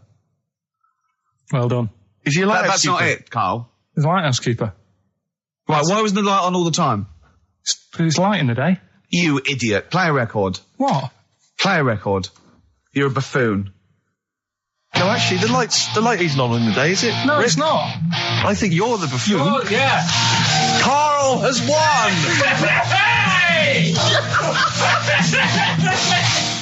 He had some Germans laughing at him on the tube because they recognised him. I think of that. Well, because obviously Ricky doesn't travel on the tube anymore. He's too rich for that. I never did. I always thought it was beneath me. Sure, but I used to walk everywhere, didn't you? But I'm still forced to take the tube, and sat on the tube, and it pulled up, and outside the window, just happened to be on the station, was one of the posters with us. So I was kind of there, not realising it was behind me, and these big kind of fat German or maybe Bavarian guys. Well, they're in lederhosen eating sausages. Yes, they were. They're Bavarian. Yeah, they were.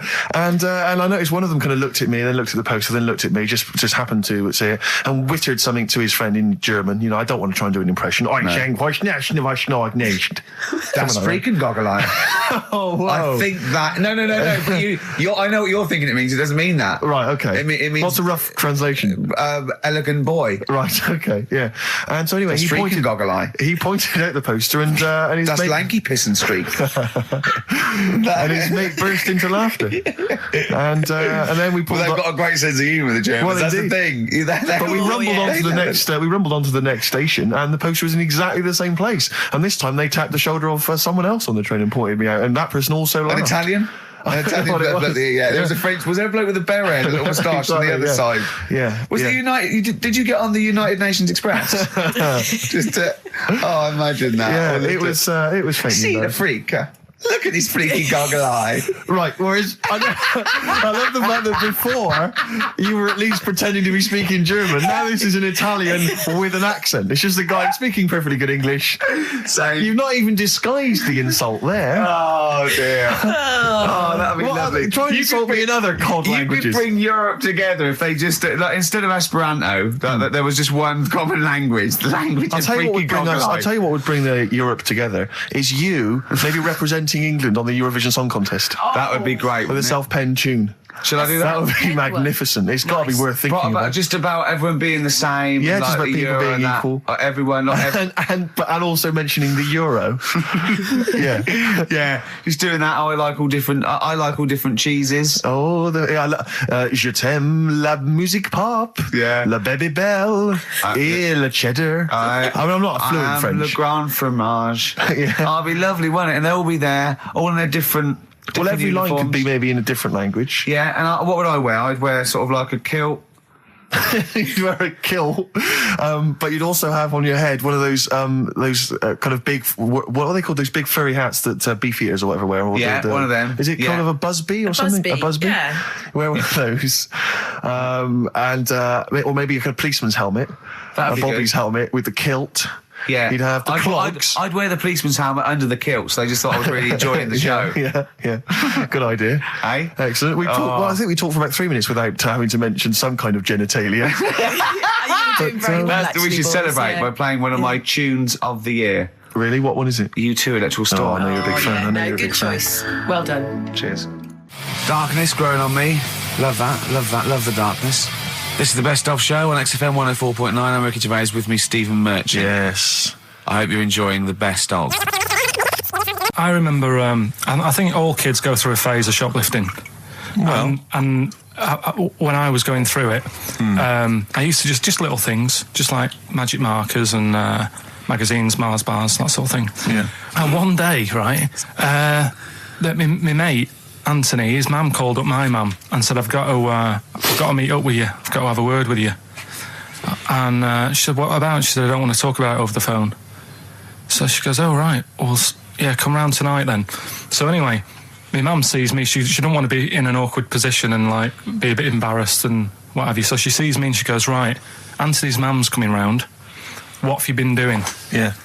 So I go, oh, God. I said, I've been nicking stuff.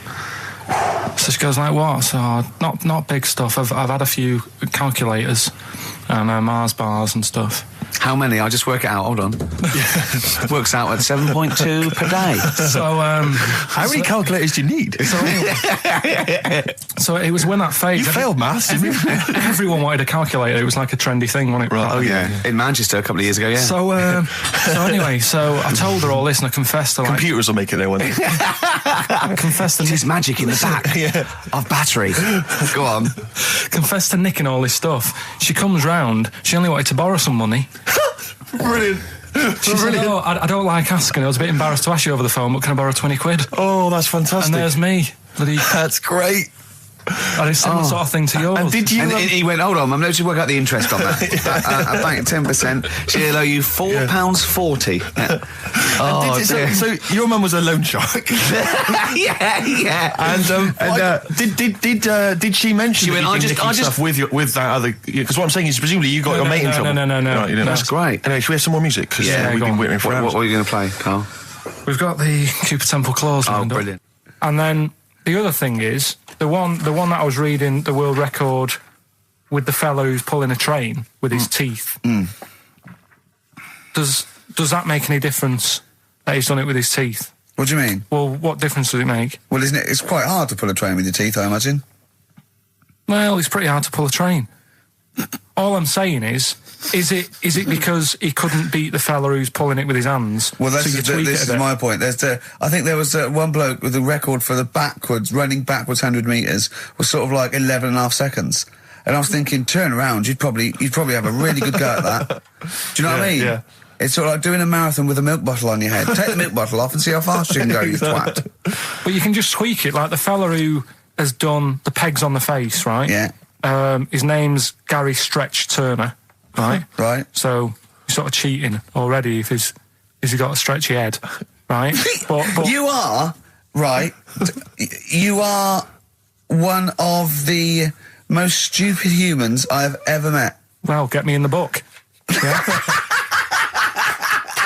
Right? Well, listen. So Gary Stretch Turner, right? His record is 153 pegs. Yeah. He did it again, and he only got 150 on. So he hasn't broke his own record. Right. But what I'm saying is, if he tweaked it a bit more, would that make a new record? What? Well, if he said, I've got 150 pegs on, but at the same time as eating a burger. I see what you mean, yeah. He'd be the world record breaker for pegs and eating burgers at the same time. Yeah, just change it a bit. If you know you're not going to make it, just do something else. I'm assuming the rules are set at the beginning, Carl. That's it. That's where they say, right, you're just going to do the pegs thing. You're not going to introduce burgers halfway through, are you? Definitely not. And then they have a go. I was on one leg, not interested. How many pegs? 150. Can I just ask very briefly, I was quite interested by the family had to move because they lived on Butthole Road. Yeah, I quite like that one. No, I don't know if I've told you before, Rick, where I used to live. I'm not going to tell you the name of the street that I used to live on, not on air, because my parents still live there and I don't want, you know. But I'm going to write it for you now. This is the genuine name of the street I used to live on. Just imagine when you're at school. Yeah. And like in class, for instance, in French, you've got to say, you've got to answer where you live. Yeah. J'habite, wherever. Yeah. That's the name. This is actually the name of the street we lived on. No, it's not. I swear to God. That is... Absolute right. I could phone my father now and he could confirm that for you. No, I swear because he doesn't want to God. And I tell you that... But listen, do you know what worries me? It's the apostrophe S. I know. Because that's blatant. Yes. Amazing, isn't it? That is incredible. But imagine how embarrassing that was. So if I look that up in the Bristol... You will find that in the Bristol A to Z. I swear to God. That is really... Why have you never told me that before? I can't believe I haven't. That's I'm incredible. still embarrassed now. Do you know, whenever I have to phone up, if I have to give that address, I always spell it instantly. Really? Like, somehow that'll hide it, that'll disguise the name. But I can't get over that. Anyway, if you perhaps live in Tits Avenue, you know, or... Wankling Drive. Wankling Drive, just get in touch. Let us know, we're not really interested. Ricky Gervais with me, Steve and Carl. Carl, why have you got a headache? You got a headache? Just a bit stressful because the moves on this week. Are you moving house? Oh, by the way... the XFM listeners came round to my house and bought the futon and table. Did they? Were they happy with it? Quite normal. They were well happy. Yeah. Couldn't believe the luck with it. What do you mean quite normal? What do you mean quite normal? Well, it's always a bit scared, isn't it, getting people round. I imagine they were scared. And were they excited to see you? Could you tell that they were pretty pleased to see you? No, I don't think so. I mean... You're Karl Pilkington. Yeah, but the fellas sort of... I mean, they brought the whole family round, which was a bit odd. Well, it's not often they get the chance to visit a living creek. Anyway, no, they were nice. And you're moving now, yeah? He said he phoned me up today. You know, it was absolutely tipping it down. Right? He had to cycle in. Right? Because he said, because of the move, he doesn't want to leave his bike round there. Right? And he said, and Suzanne, I can't say this in case he's listening, can I? He won't know. He said Suzanne's hired the oldest removal man in London. You should hear him. And the thing is, right, we booked him because everyone else happened to be booked out, but this fella's free, right? So he called up this morning. I've never spoke to him, but he was on the phone. He sounded about 90. Yeah. Can't think that he's going to have to do all the work. And the thing is, right, it seems to be cheap. He wanted some Werther originals. Right, listen. He seemed to be cheap because it's £50 an hour. But how long is it going to take him?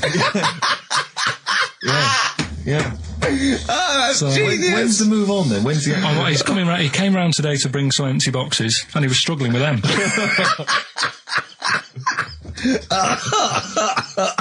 So it actually happens on Wednesday. Oh God. Anyway, so. Rick, I noticed that you were laughing and almost had a heart attack. Doesn't bode well for the boxing match. I've got a cough at the moment, haven't I? I've had my Lemsip. What was that one you told me about with the porn? That was a good one. Oh, this was fantastic, right? Right. There was this. Sorry, can I just check now? We're just remembering classic episodes of the Tales. No, this is important. Well, I saw one, right? I saw one on Tales Unexpected, right?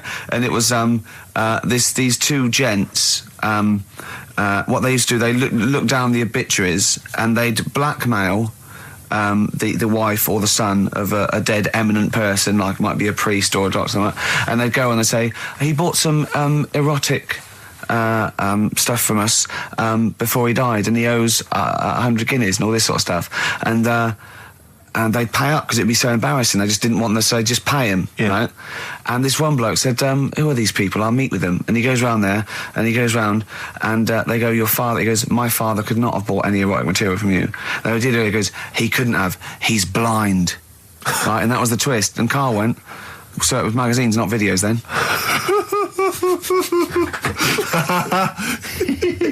Yeah. Now think about it, Steve. Is that so stupid? Well, presumably it was set in olden times because professional pornographers don't tend to call it, erotic material. Yeah. They tend to call it, juicy jugs or whatever.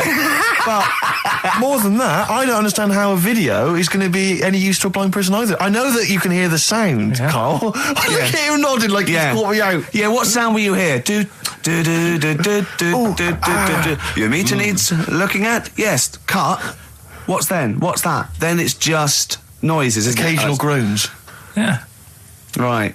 You could listen through the wall at your neighbours. He does. I mean, that's why I save a lot of money. But I thought you were going to point out, Carl, that they could have had a Braille porno. Now, have you thought of that? Look, feel the lumps on that. Exactly. Think about it, Carl. Think about it. You're excited now. Yeah. Your girlfriend's away, Carl. Yeah, the cheese grate has only entered the cupboard. No, she's a good-looking lady. See, Christian's giving away a trip to Salem, Massachusetts. That's bizarre, actually, because I was in America recently and I went to Salem, Massachusetts, and that's not a prize. Isn't it? Believe me, we were there, we were sort of obliged to go because we were at someone's birthday. It's rubbish. Really? I mean, that's a really poor trip. That's such a boring He probably can't believe his luck. It's probably the biggest thing Christian's ever had to give away. Well, the great thing about, and you've just dissed it. The great thing about Salem, Massachusetts is I don't think we're good for this station. I don't think we're selling this station like we should. Well, it's its own fault, it shouldn't have hired us.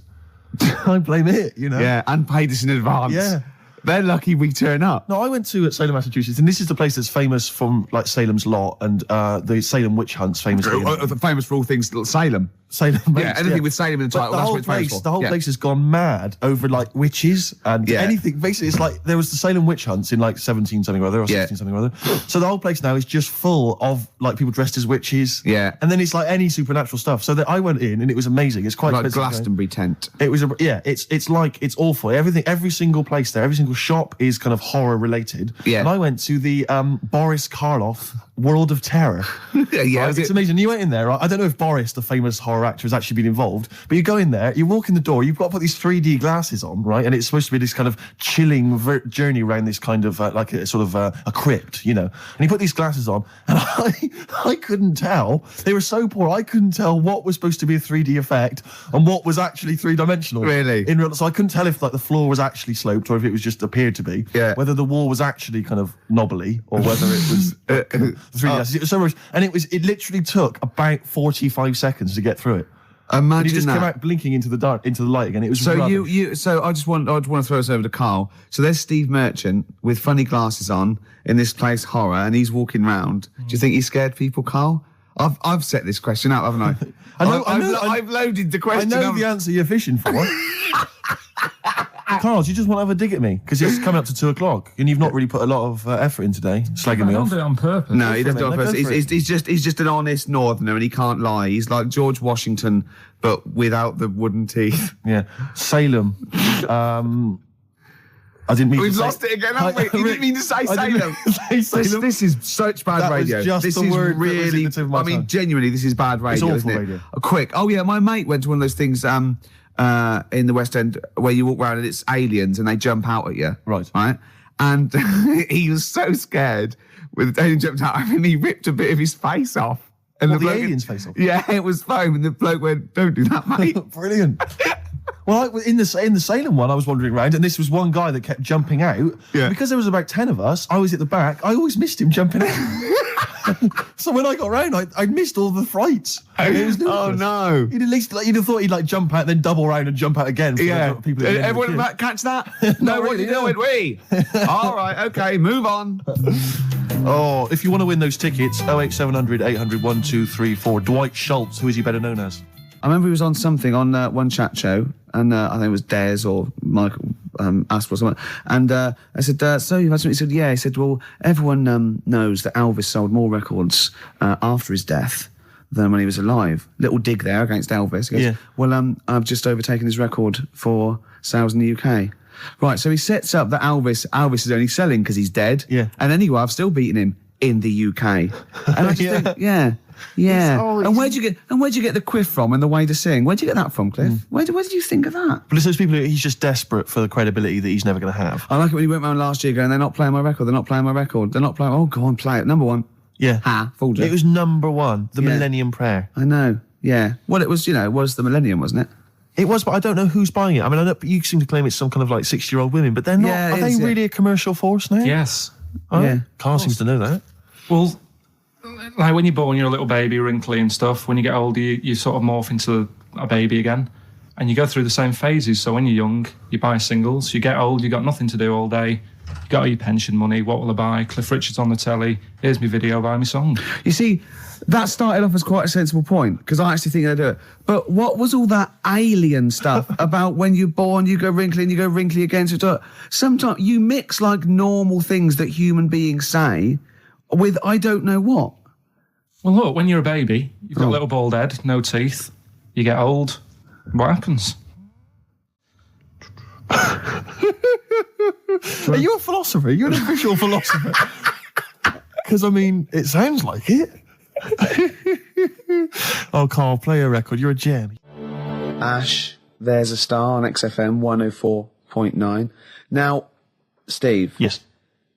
Carl text messaged me in the week, very excited, because he just watched a programme that proved me and you were stupid. Remember we sort of championed the anti-supernatural? Yes. Skeptical view. We're just absolutely skeptical about things like that. We're atheists. We don't believe in ghosts, anything like that, anything supernatural. We're followers of James Randi, a genius of our times. But Carl saw something that proved us wrong. I'd like Carl to tell you what this proof was, what he saw on, and look at him.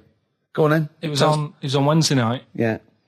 I was watching. You see, the problem is I didn't get the full story, so you could pick holes out of it. Sure. Unlike your usual investigations into the supernatural, Which are it was called. Can I just say what the programme was called? Mr. Exorcist.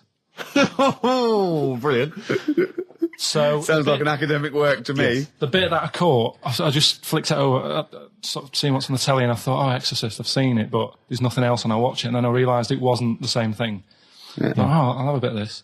And there was an old woman and a daughter, and as far as I was aware, the bit I picked up on, they were saying, oh, it's dreadful, and unless you've been through it, you've had ghosts in your house and that, you really don't know what it's like. Yeah, sure.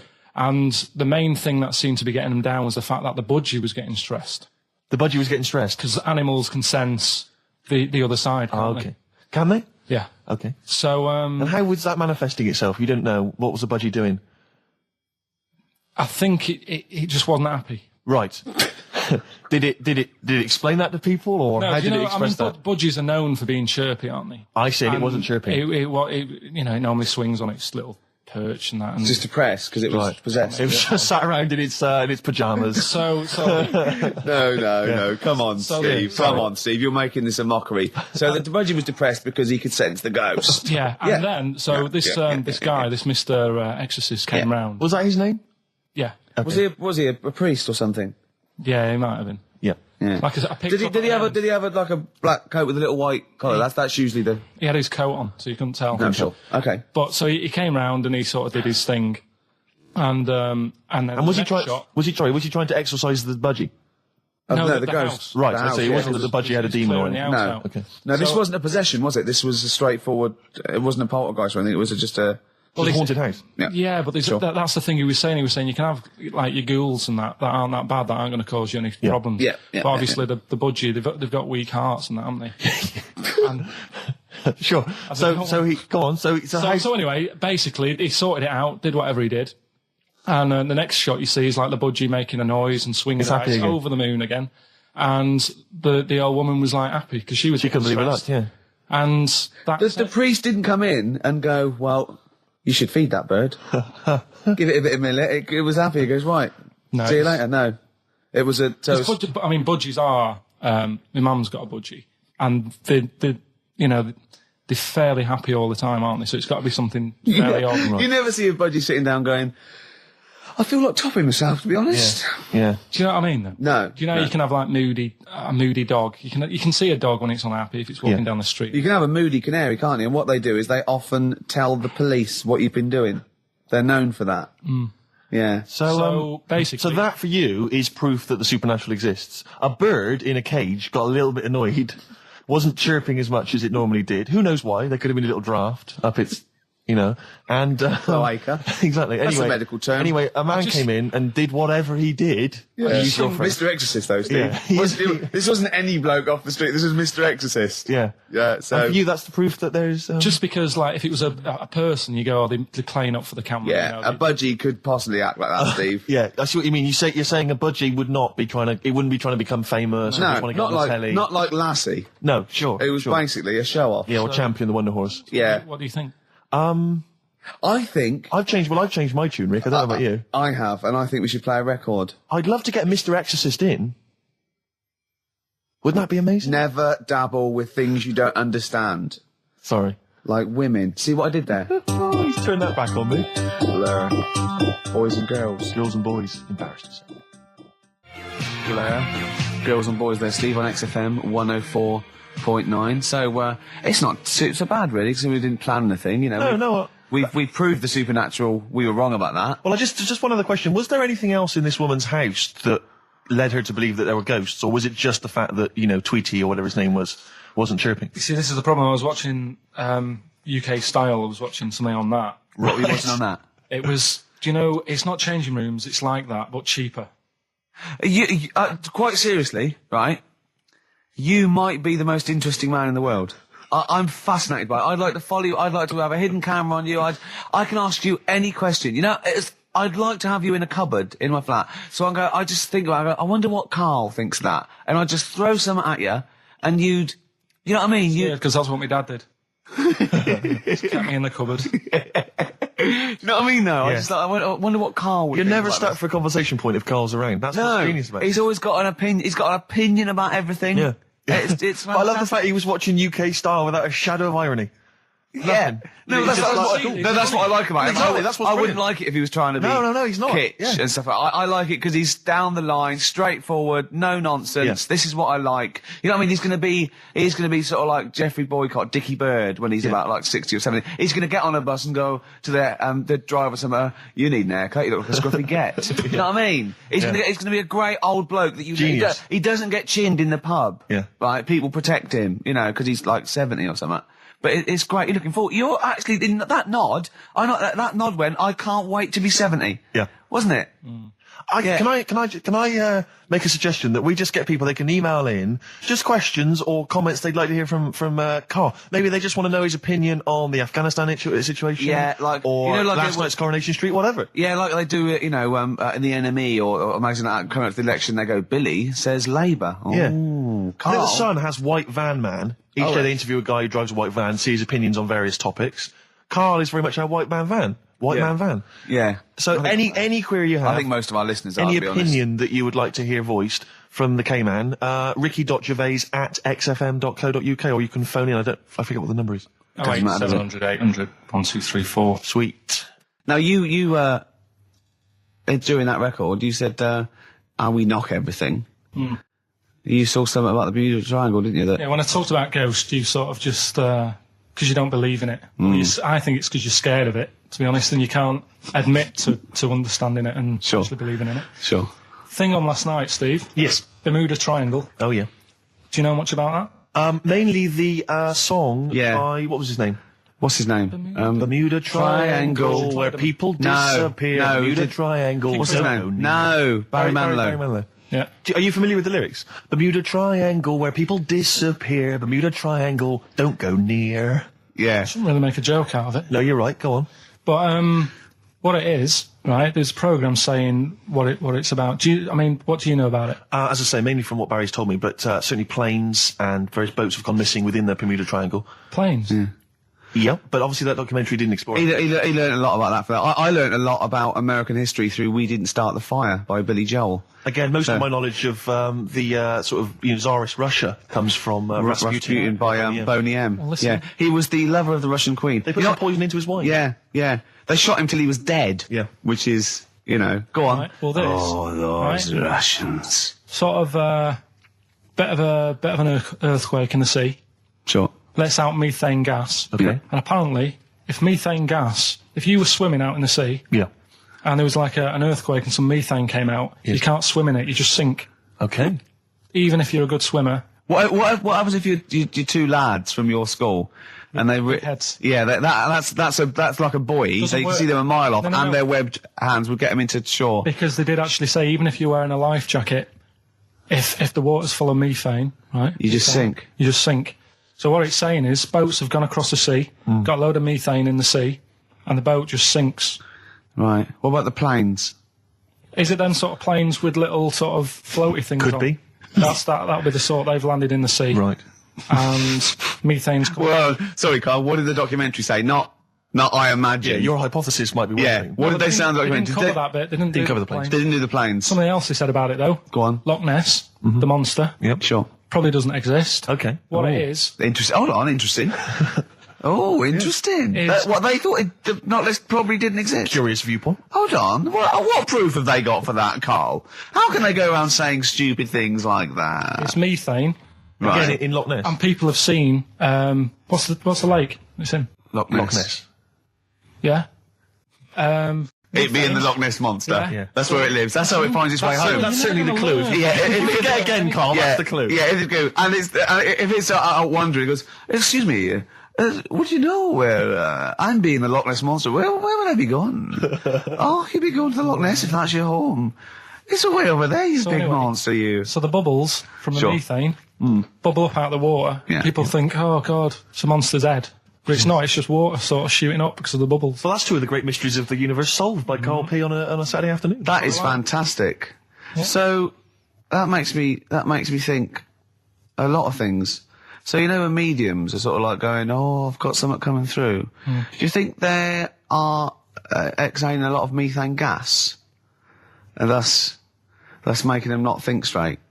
Do you think everything's down to methane gas? Do you think that all the mysteries of the universe are down to methane gas, Carl? What did it say in the documentary you saw? About what? What was the budgie happy? We know that budgie was sad. Was it in a room? Because they used to take canaries down the mines, didn't they? They used to take canaries down the mines, they'd smell the methane, and then the budgie would be happy. I'm not going to teach you anymore. Play a record. Oh, excuse me, and don't be alarmed. I look quite frightening, but I'm merely a nice monster. I seem to have lost my way home. Could you direct me in the right direction? Nice to meet you. Yeah, Karl Pilkington. Hi. What's your name? Why do you need to know my name? Well, it might help me to find out where you come from. Oh, my name's the Loch Ness Monster. Okay, all right. Give me a second. What was your name again? Loch Ness Monster. See, this is what I mean. All right, guys, have you finished that private call? Yes. Jeez, that was outrageous. You know you're a fan of Feng Shui, Karl, and you believe it's all true. I did just run this one past you just on the off chance. Yeah. Because maybe that you change your opinion slightly. Yeah. Feng Shui teaches you to use your environment wisely. Sure. If your land and the surrounding area is undulating, it's said to house auspicious dragons. When land is flat and featureless, the dragon is missing and the land is said to be less auspicious. Excuse me, they call me the Brixton Dragon. Sure. I seem to have lost my way. I know it's South London somewhere, but could you help me find my home? What's your name? Well, they call me the Brixton Dragon. Right, where are you from? I see what you mean. I see what you mean, aye. Oh, okay, man. So does that make you query it at all, the dragon? I'm not into it that much. Right, I'm sure. just saying that if you have your head at one end of the bed rather than the other, it might make a difference to your night's sleep. It's not so much Feng Shui, though, is it, as sort of good advice, generally? When you went home... Don't sleep on the end of a spike near a cliff. Good I mean, advice. that's good advice, isn't it? You know what I mean? And it was a Christmas play, and I managed to get a part in it. And, Did you audition? got a part in it, and I should have been playing the drums to the one about Kings. We Three Kings. Yeah. I was meant to be doing that, but Little Donkey came on, and it was one of the. What do you mean came on? That was like next up on the next song, Right. and it's one of them songs that you can't help sort of. Tap it along to. Yeah. Do you know like if I was to go Yeah, you'd have to finish it with... yeah. Do you know that they actually send that into space? Do they?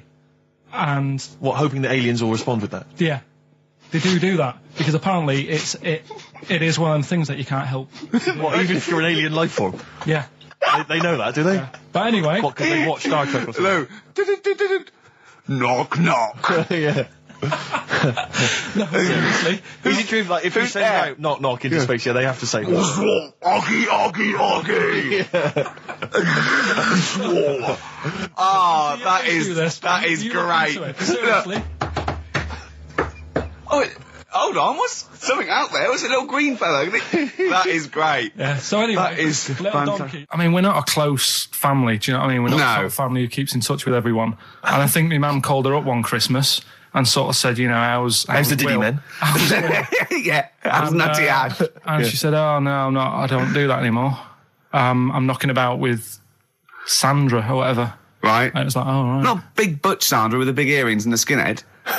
He used to live down the road from you. I don't know. He used to get Doc Martens wholesale. That's Sandra. But she had a haunted house. Go on. Who, Sandra? No, Hazel. Right. Is this before she was a lesbian or not? Before. Okay. And there was a bike in the hall and the pedals used to go back. There was a what in the hall? A bike. That's handy, isn't it? Oh, that's great. Don't worry, we won't do anything. So, sorry, no, I want to know about the haunted house. There was a bike in the hall. And what There was happened? a bike in the hall and the pedals used to go backwards on their own. And also, shoes used to stick to the wall or something. Did they? Yeah. Yeah. Shoes used to stick to the wall. Yeah. Okay. That sounds like That's all. a hell of a household. Yeah. Oh, yeah. dear. Brilliant. Maybe she should clean the walls. XFM 104.9. Lovely, that one. Brilliant, isn't it? The acoustic version of Just Like Heaven from The Cure's Like double it. CD I'm greatest loving it, loving it. collection. Now, again, I broke the rules in the week. I met up with Karl. I had lunch with him. And we were chatting and having a cup of tea.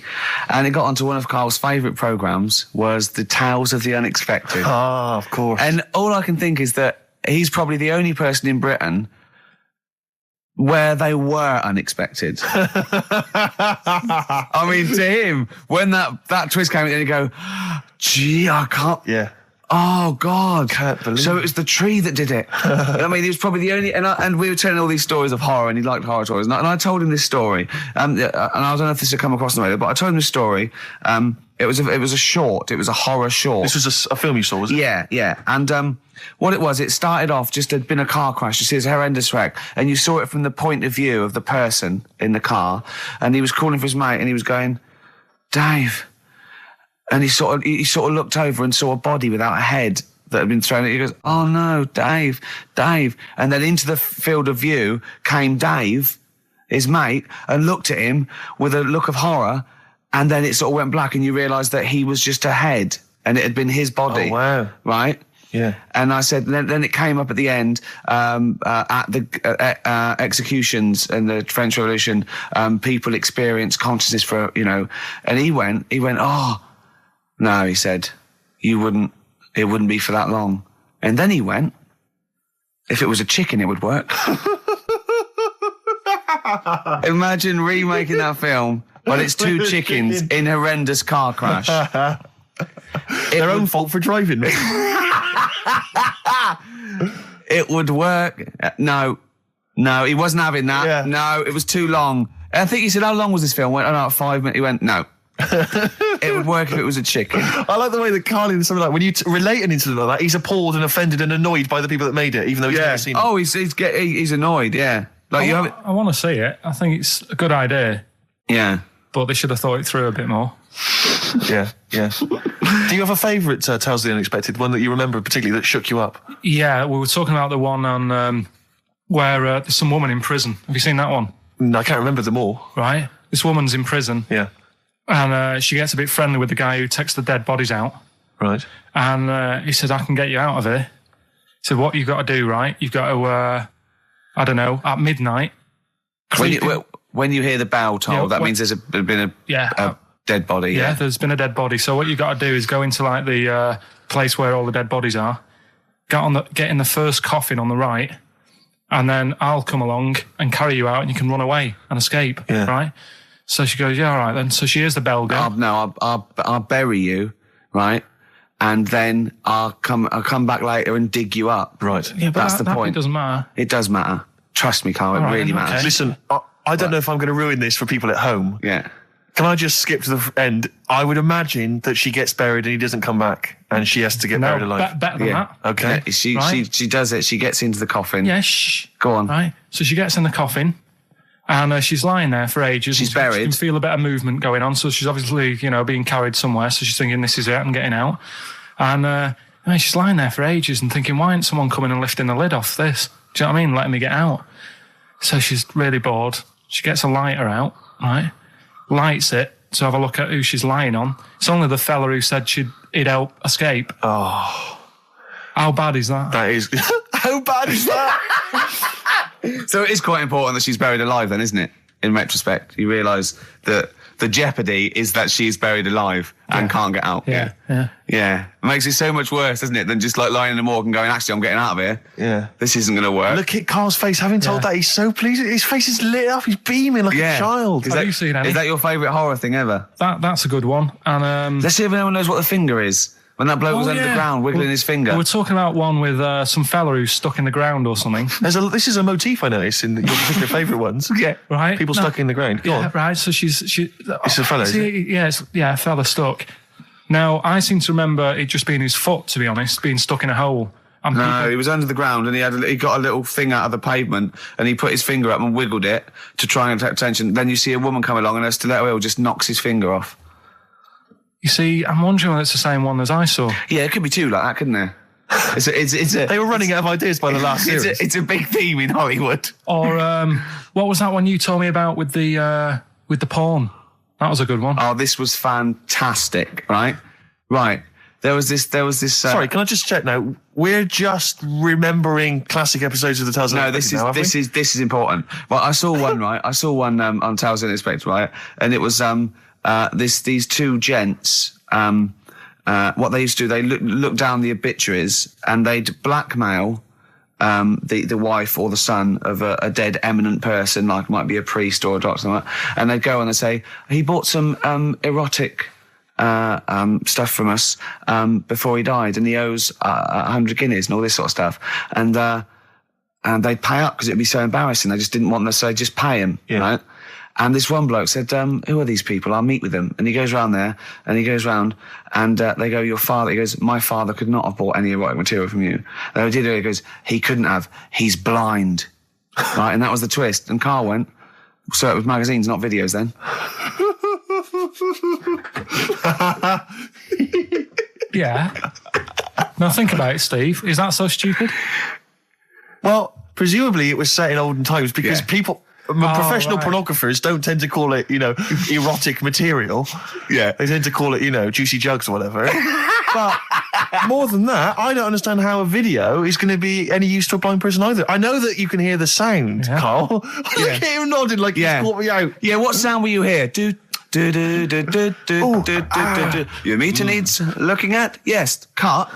What's then? What's that? Then it's just noises, occasional groans. Yeah. Right. You could listen through the wall at your neighbours. He does. I mean, that's why I save a lot of money. But I thought you were going to point out, Karl, that they could have had a Braille porno. Now, have you thought of that? Look, feel the lumps on that. Exactly. Think about it, Karl. Think about it. You're excited now. Yeah. Your girlfriend's away, Karl. Yeah, the cheese grate has only entered the cupboard. No, she's a good-looking lady. Oh. Next, we've got White Van Karl. Oh, excellent. Stereophonics, Vegas 2 times, XFM 104.9 into the last hour. Yeah. And then 3 shows to go. That's true enough. Until we're off the air. I'm Ricky Gervais. With him, Steve Merchant. Karl. Oh, yeah. All right? Yeah. Go on, tell you, we cut short last week, weren't we? You had an amazing story about Neil Armstrong, didn't you? Well, we've been doing quotes, haven't we? Like famous quotes. Sure. Yes. I've, gone down in history. Yeah. And I was saying, quotes don't really matter. It's more the situation that you're in than the quote itself. Go on. So like Neil Armstrong, if he'd have said, tie bacon round your head. I'm as happy as a pig in dust. Yeah, that would have still gone down in history as like being the thing that Neil Armstrong said, wouldn't it? Yeah. But Space is driven in mental, probably. But he chose to say something profound and meaningful to befit the situation.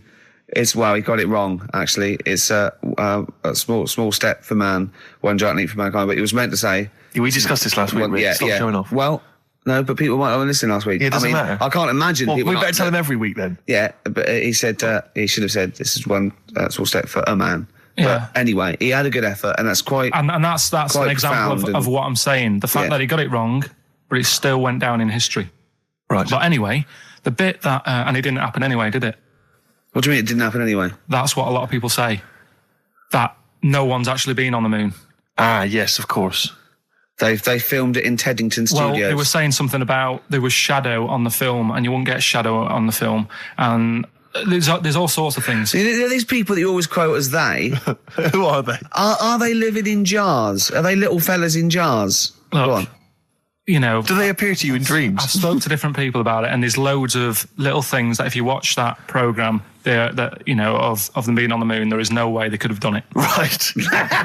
Done. Fine. Yeah. Done. Anyway. That's put to bed. Yeah. But anyway, as he was getting back in the spaceship on the moon, or whether it be a TV studio, he said, good luck, Mr. Croucher. Right. Have you heard this? No.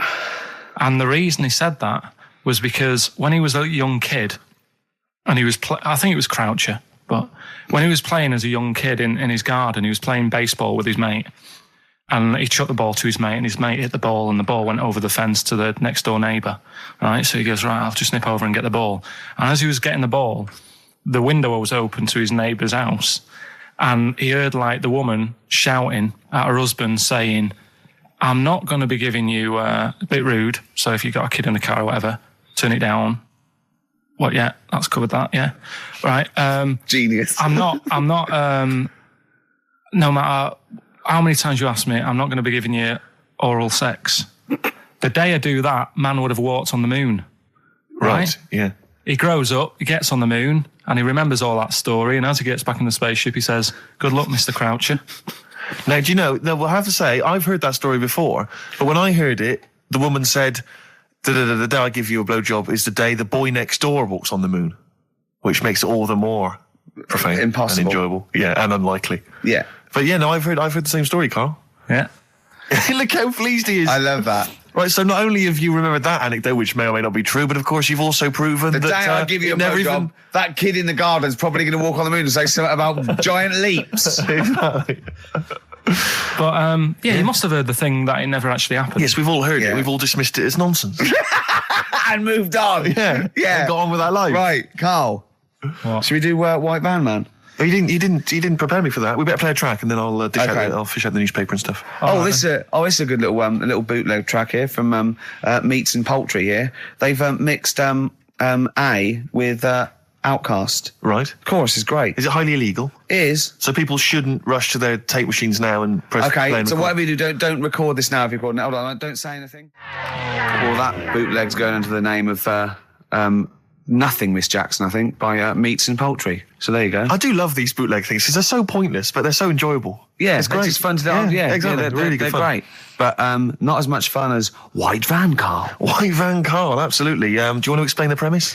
Well, we take the Sun, ask someone else, and ask Carl. It's simple as that. The Sun have just taken a normal person. We flipped it. We're going to ask Carl the same questions about the week's news. Yeah, just basically your opinions, Carl, as ever. What do you make of, well, obviously the big news, David Beckham's broken foot? Is this a big concern for you? No, I mean, it's sad. You know, it's sadder for him more than anyone because, you know, to like be in the World Cup is like the main thing for him, isn't it? Yeah. But he's still a young lad, and I don't think he'll give up. I reckon he'll still turn up. He'll be all right. And, good luck to the lad. You know I like David. I'm not going to slag him off. Voice words. He says that like he knows him. Like he's popping round for drinks later. Yeah, like we tried to stitch you up. Go on. But obviously yesterday, was it yesterday? I think maybe Thursday, the Sun printed a big picture of David's foot and encouraged everyone to touch it at midday, because hoping that this would somehow, if we all thought and prayed together, somehow that would help his foot heal. Do you believe in that? No. Any belief in that? No, you're going down the old, like, Yoragella route, aren't you? Sure. I know, it's stupid. Yeah. I'm sure, I mean, it's nice effort and everything. It sort of cheers everyone up. Hold on, you believe in ghosts and warlocks and licking toads. Why is that any more stupid than all those things? It's not going to work, is it? All right. Fine. It's rubbish. Okay. Eminem, Without Me, on XFM 104.9. I'm Ricky Gervais, with me Steve Merchant. Hello there. Little Karl Pilkington. Into the last hour, 3 hours of broadcasting to go, Karl, for us. 3. Yeah. What are you going to be doing while Three we're away? Musketeers. Because you'll obviously still be working here. You have a day job, don't you? What is it you do exactly? I make stuff. You make stuff. What, like furniture? Promos and stuff. Oh, right. Sort of a bit of in talk there, but basically like little trails for the station. Yeah. That's what I do all week. Yeah. So you'll be back to doing that when we're off? You don't talk to anyone, do you, in the week? You just hide in your little sound booth thing, and you really don't talk to anyone, do you? Much? Not really. No. I mean, you might call up. Yeah. But no, I keep myself to myself. Yeah. Then you don't get bogged down in the office politics and stuff. Yeah. Is there a lot of office politics here? I don't know. I don't get involved in it. Oh, yeah. Proved your point. So when we're away and we're like out of action, who, other than Suzanne, who will you talk to of the day? How will you get a sort of feedback from the world? How will you get sort of like input and... I always, if ever I've got like a question on anything, the internet's sat there and I can just go online and find out. The internet is good. It's brilliant. But it's not all verified. What do you mean? It's not all verified. It's not all necessarily factually accurate. Anyone can put things onto the internet. It's it's freaks and things that put on things like... Here's one that I read in the week, right? Go on. About this woman. Yeah. She was a bit of a punk. And to get her hair done like she wanted it. Super glue. Right, no. She got lard. Apparently it's a popular thing, you might know. Put lard on your head. Yeah. And you put it in the oven. Oh. Now, apparently the heat that you get from the oven is different from the sort of heat you get from an hairdryer, right? And she had to do that to get the style that she wanted. But anyway, she comes into money or whatever, treats herself to a microwave, right? It's not true. Opens the door, jams the things, like the little catch, so the microwave works. She jams it with a screwdriver or a knife or something. Yeah. Puts the microwave on, sticks her head in, boils her brain. Don't be ridiculous. Right? Well, why is that ridiculous? Boils her brain. She boiled her brain. She boiled her brain. And this is what's good about the internet. I went straight from that, and there was a subject about brains. And do you know that Russell Crowe, when he dies, is giving his brain to charity or something, some sort of some people who can do stuff with it. She gave hers to Pot Noodle. Vesta. Yeah. Oh, That's boiling the a sort of skull. Yeah. It's not true. It's not true, Carl. It's the same as the woman who put her poodle in the microwave, isn't it? And all It's that. just urban myths. They're urban myths. But again, where does it start? Someone made it up. Yeah. For a laugh. They're just too convenient urban myths. Everyone said you can tell an urban myth's not true because it's always this happened to a mate of mine, and when you say what happened then, they go, don't know, that was it. Was it? Was that it? Was it? Someone boiled a brain and that was it. There was no more story. Well, Were there any dates, locations, times? I think it was in Belgium. There's that one that a bloke, right, was going to get a phone call at 4:00 to find out if his business was, okay, right? And if he didn't get the phone call, he knew he was broke, destitute. So dead on 4:00, the phone didn't ring. So he went up to the roof, his office, and he jumped off to commit suicide. And as he was passing his window, the phone was ringing. Oh, no. Carl, it didn't happen. Didn't happen. Think it through. Think it through. Who told that story? Who told that story? As he hit the pavement at 120 miles an hour. He's the only person who could have known that series of incidents. Also, why didn't he wait? Dead. As his life's at stake, why didn't he wait till 5:00? I'm going to give it 5 minutes just in case. Just in case the lines are busy. Yeah. And what sort of bloke goes out? I'll call you at 4. Okay, if your business. Well, call me anyway. No. If I don't call exactly 4, then no, you commit suicide. Commit suicide. I would, because if I don't call at 4, that's the end of it.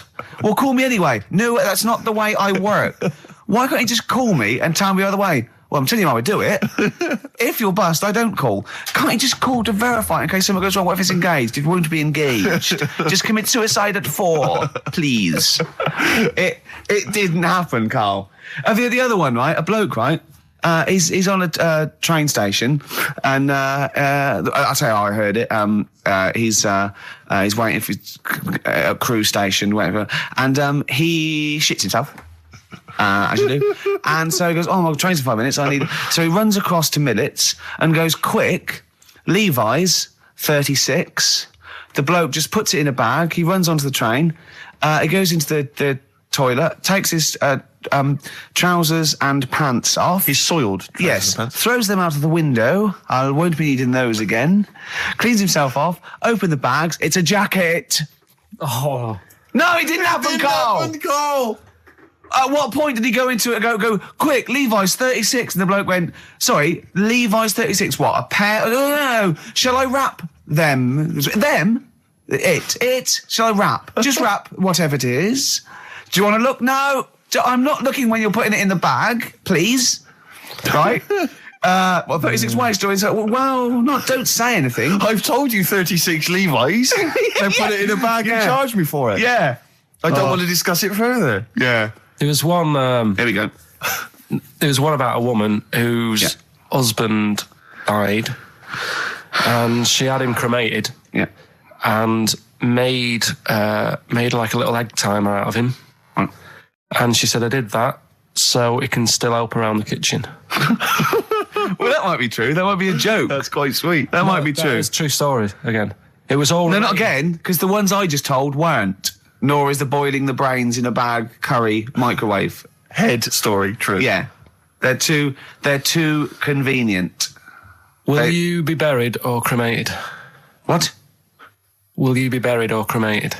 I don't know. Cremated. I imagine. Like you say. I don't know. It's out of my hands. Yeah, I haven't thought about I've it. not thought it through, and I don't care either way. Have you heard the one about... Sorry. I'm just worried that we're getting into a macabre world now of ashes, boiled heads. So I think we should play some music, let people just calm down. Levi's. Just think about some of the urban myths they've maybe heard, assess them. Maybe they are absolute bollocks. Yeah.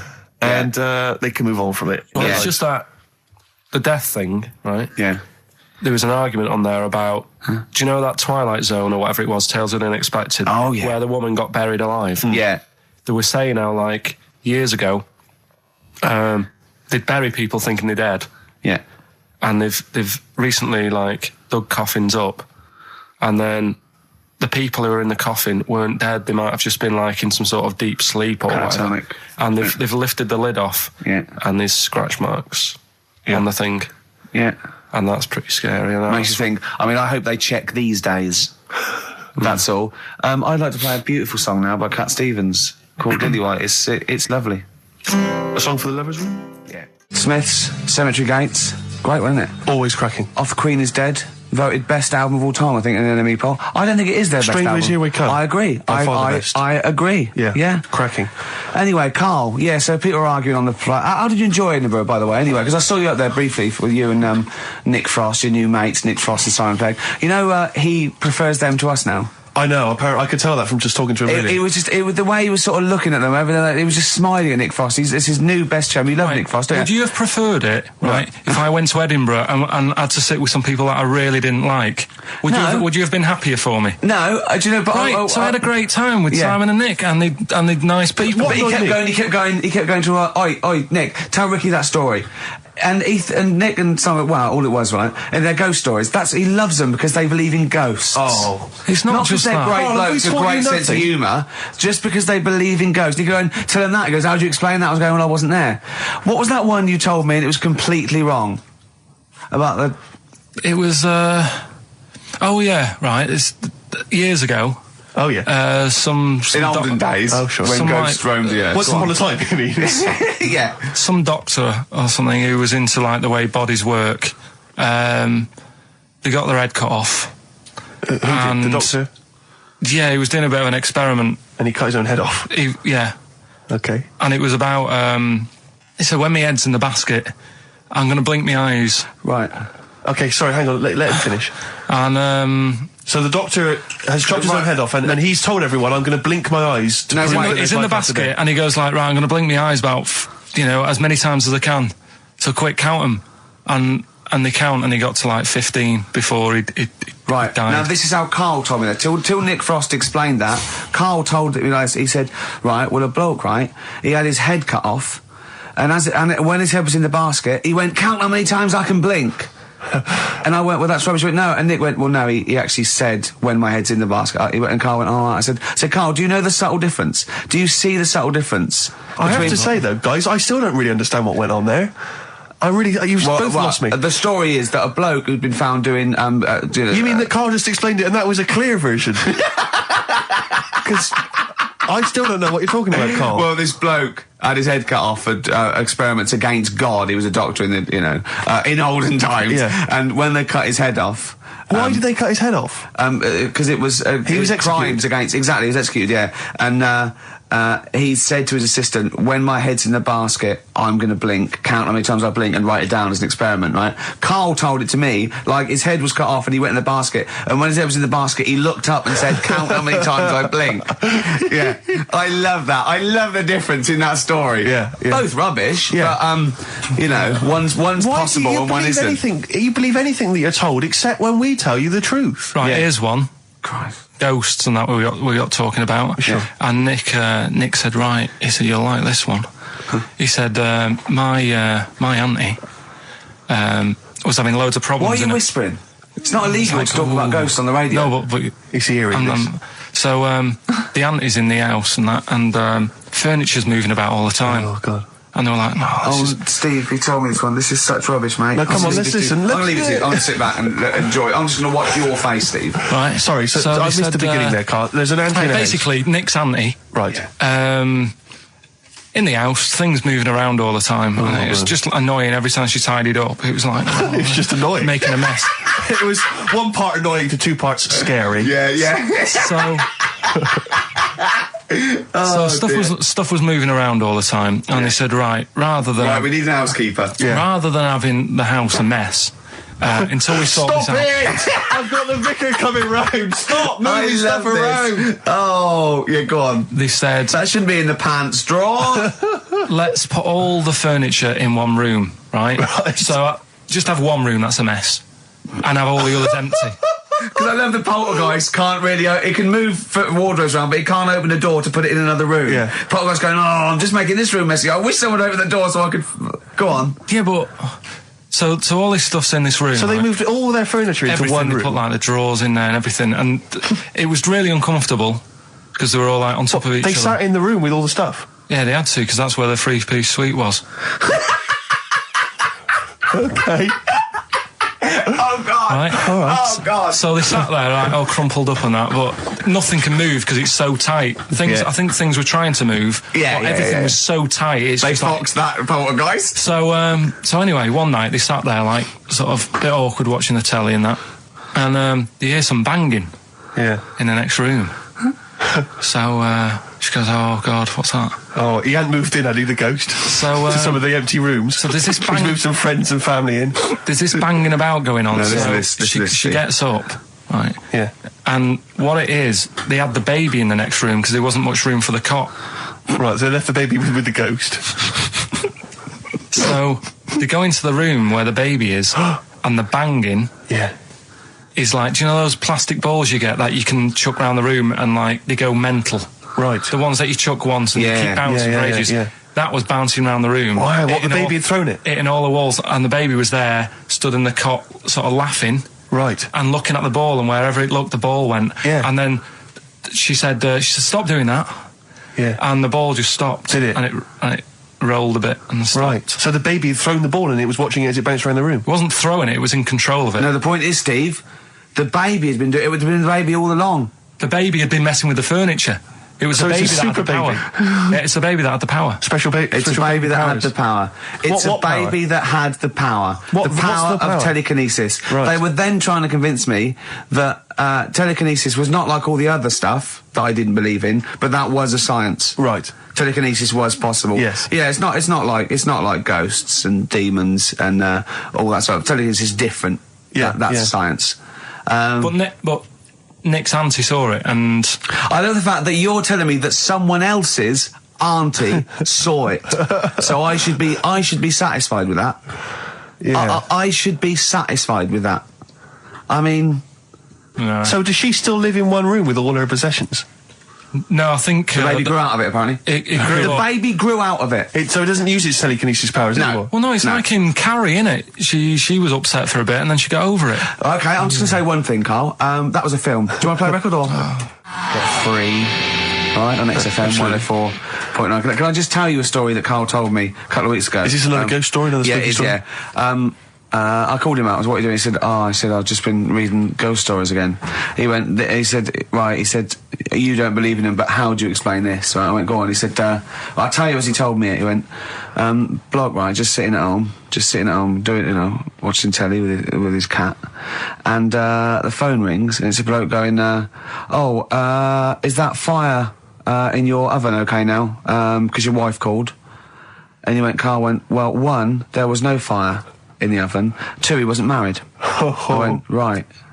Go on. He went, well, then right, there was a knock at the door and there was 2 sort of people in sort of white coats and they came and said, we've come about that fire. Your wife called us. He went, 1, there isn't a fire in my oven, and 2, I'm not even married. Right? And he said, they saw the cat and they looked at the cat. It looks a bit weird at the cat came out, nothing. He said, and then he went back, sat down, phone rings, and they said, did they sort out the fire in the oven that your wife told us about? Oh. He went, 1, there is no fire in my oven. 2, I haven't got a wife. And Carl went, what do you think of that? I went, that's not it. He went, yeah. I went, that's the end of the story. What? He went, well, how'd you explain that? I went, explain what? I thought he was going to say, a year later we got married, but she died in an oven fire. Right? I thought it was going to be that. And I went, that's what? people winding him up. Yeah, or someone did report a fire oven, and their name was Johnson, and they looked up Johnson, they got the wrong thing, it was the gas board, and they sent it around to the wrong person, right? You know, he went, yeah. I said, I explained it to him, he went, yeah. Why did they look at the cat funny? Oh, man alive, Carl. This is really weird, right? I was in my house once, right, and the doorbell rang. Yeah. Right, I opened the door, there was no one there. Yeah. Right? And then I looked across the street, There's some right, kids and there were some running kids running away. Yeah. Now, how do you explain that? Yeah. There was another time, right, where, like, I opened the door and there was a bloke goes, you've ordered pizza. I went, I haven't ordered pizza. And I heard my mate upstairs giggling and putting the phone down. Yeah. How do you explain that? Carl, seriously, why did you tell me that story? What did you think that was weird about that? The fact that it was 3 different people. Is this all the information? Is that the entire story? It was 3 different people. Did you fall hassling asleep him and not read about the end? A fire that didn't happen, about a wife that didn't exist, and a cat that didn't look happy.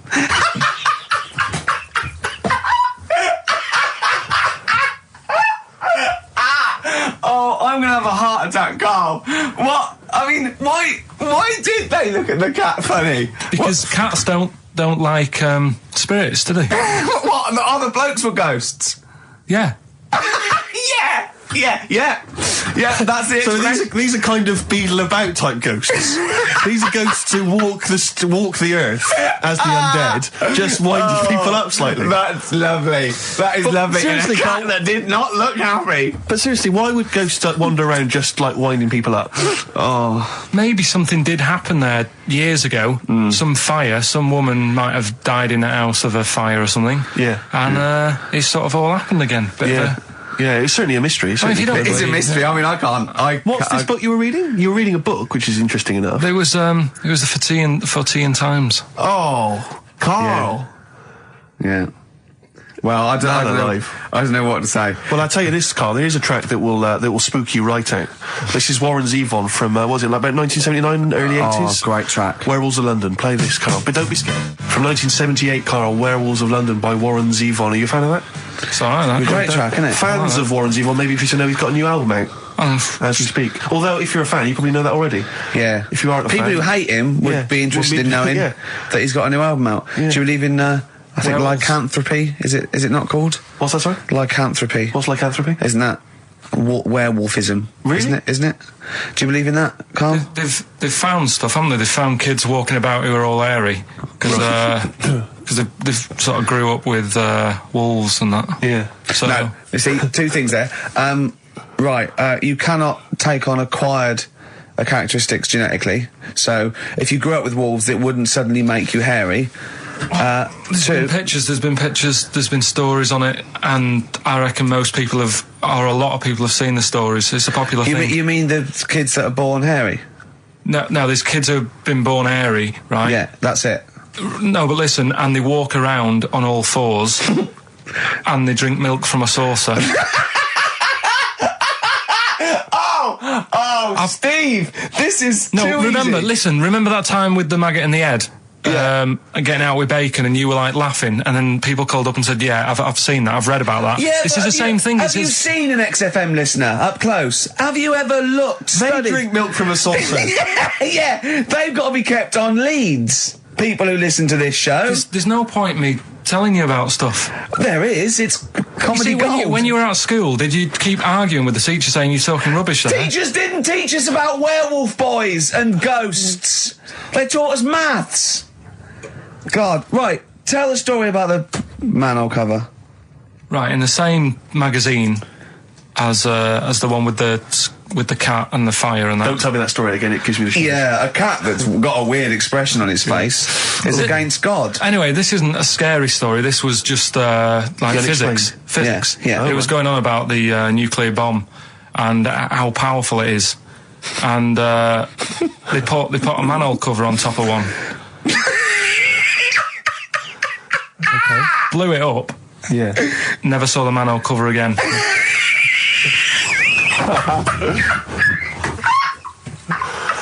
Man alive, Carl. Unexplained. What's going on there? Something weird is happening there. If anyone has ever seen that manhole cover, please get in touch. We'd love to know where it is. Oh, that's fantastic. What sort of experiment is that? I imagine all these scientists on multi-billion-pound research budgets, they're going, we test everything. What would you do to a manhole cover? Don't know. That's like letting a couple of students yeah, exactly. have control of a nuclear Do you reckon it can Let's send a put this traffic cone into orbit? Go on then, put it on there. I love that. Imagine that. What value is that? I might tell you what we could do. We could put the manhole cover on it and aim it, and then blow the bomb up, and the manhole cover would have someone's eye out.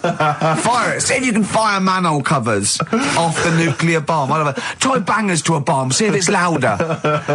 Oh God. Okay, listen, Carl, play another track, and then afterwards, can we probe your views on the week's news? If you want. We'll do a bit of a white van Carl session. Smashing Pumpkins. Today is the greatest, because we're back. That's true enough. All right. I hope people, Rick, were listening to that loud in this lovely summer's day. I mean, not too loud. Well, don't annoy people. Now, this will scare you. Now, Carl, you will be a little bit unnerved about this. Have you seen the film Jurassic Park? Yeah. You know what happened there? Well, according to the Sun here, it says scientists are planning to clone mammoths for a theme park. Look at his face. Look at that. He looks like a dog caught in the headlights of a car. He's terrified. I love Carl. He's sprung to attention Carl. there. Is that the best news you could have? Man moths.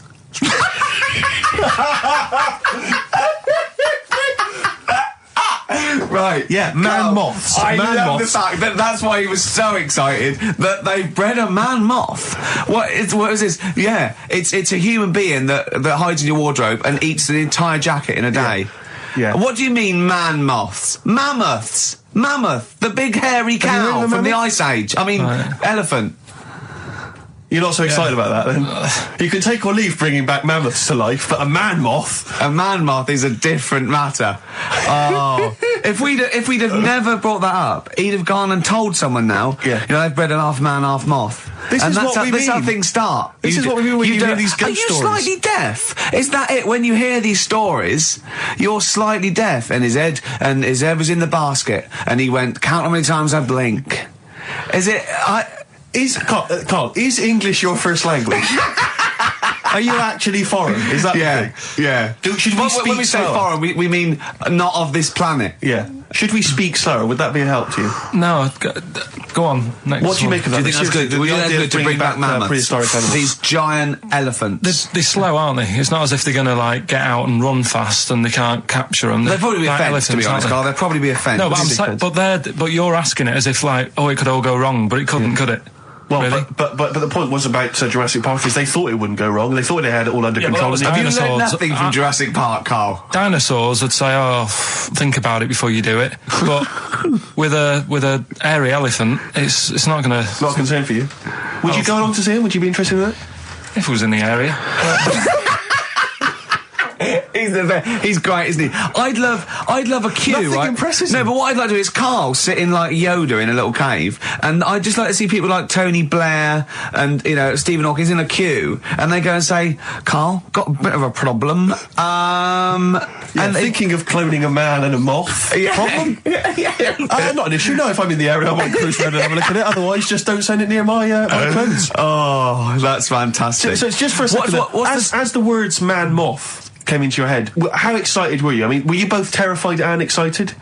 For the moment when you thought that they cloned a man and a moth? I pictured. What kind of face did he have? Did he have the moth's head, or was it a man's head? Just a little man head. Right. What was his face? What did it look like? He just was like a bit shocked, perplexed. Yeah. So it was like he'd been grafted onto the body of a moth without his consent. And when he was asleep, he'd woken up. He just went in to have a goiter removed, and they said, "We've replaced your goiter with the body of a giant moth." Yeah. Is that all right, Mr. Jenkins? So he had the head of a little. Was it a little boy or a man? Little man. Right. Okay. And he's just bumping into a lamp. He's just bumping into a lamp. If you went into hospital and they'd done something, what's the worst thing they could do, right? What would you rather have done, right? You wake up and you've got lobster claws for hands. Right. You wake up and you've got duck's feet. Or you wake up and you've got one horn coming out of your head. The worst thing, Yeah. probably the horn coming out of my head. Why? Get in the way. That'd be useful, wouldn't it, in fights and stuff? And for like parties, people would play Well, I quoits. suppose the lobster claws would also be quite handy there. Definitely. Roll Over DJ by Jet on XFM 104.9. I'm Ricky Gervais, with me Steve Merchant and Karl Pilkington. All right, Karl? Yeah. Bit miserable today, Karl. Let me explain why. Go on. Steve, and to you, the listeners. Well, we came in to a big bunch of stuff. Dropped off was it Becky from Marks and Spencer? Just like lovely stuff. Food, presents for the cat, books, just, to Ricky and Steve. Ricky and Steve who do the show, right? Ricky Gervais and Steve Merchant. GQ presenters of the year. Creators of The Office, right? Award winning. Carl's looking over. I go, well, maybe, it's not for you, no. And then he told me why he's grumpy anyway. Go on. Do you know what XFM are giving everyone? How long have you been here? About 6 years. What are you getting for Christmas from XFM? 2 CDs. Is that of your choice, or do they choose them? There's a list of about 30. Right. Tell them what you About chose. 30 CDs. I've gone for Kings of Leon album Yeah. and the best of Bob Marley. Haven't we given them away in the past or something? Or you could have burnt them off, couldn't you? You could have done copies. Illegal, but you could have done that anytime you wanted. I don't think Bob Marley minds if you bootleg his CDs. It's out of order though, isn't it? It is bad. Although you Is do that get, always the case? Has it always been the truth of all the time you've been here? No, it has been better than this. yeah, although you do get paid quite well and you do have an easier time. Yeah, but don't give me the CDs then. If it was a milkman, you don't go, have 2 bottles of semi-skimmed. Happy Christmas. Yeah. That is a valid point. Do you know what I mean? You complain. Who is it who made this decision? There's no point. No point, is there? Why? Just no point. I don't like moaning anyway, just... Has it come from up top? Is it from the capital people? Just everyone. That's what everyone gets. Yeah. Yeah, but will Christian get 2 CDs for getting up at 4:30 every day for about 5 years? And keeping this station afloat. Probably. Yeah. So that's why I'm a bit fed up. What you listen to first, Marley or Leon? Well, you have a bit of Marley. I'll tell you what Marley's good for as well. You'll go have a little beach holiday, aren't you, over Christmas, going to Lanzarote? Listening to that on the beach, you'll realise how wise XFM are in the long run. You go, well, look, they could have given me 400 quid, right? Well, I'd have spent that. But this is, the legend lives The gift on. that keeps on giving. So you're probably, you know what I mean? Think how much what you got to think of is how much all his great songs took, not only from the depth of his soul and, you know, all his sort of angst and knowledge and love, and then all the studio time, the marketing, and they're just giving you one like that. They go, don't worry about that, Carl, just have it. And you go, what? But all the time we spent with Bob Marley and everything is there. You go, have it, Carl, have it, Carl. And Gratis.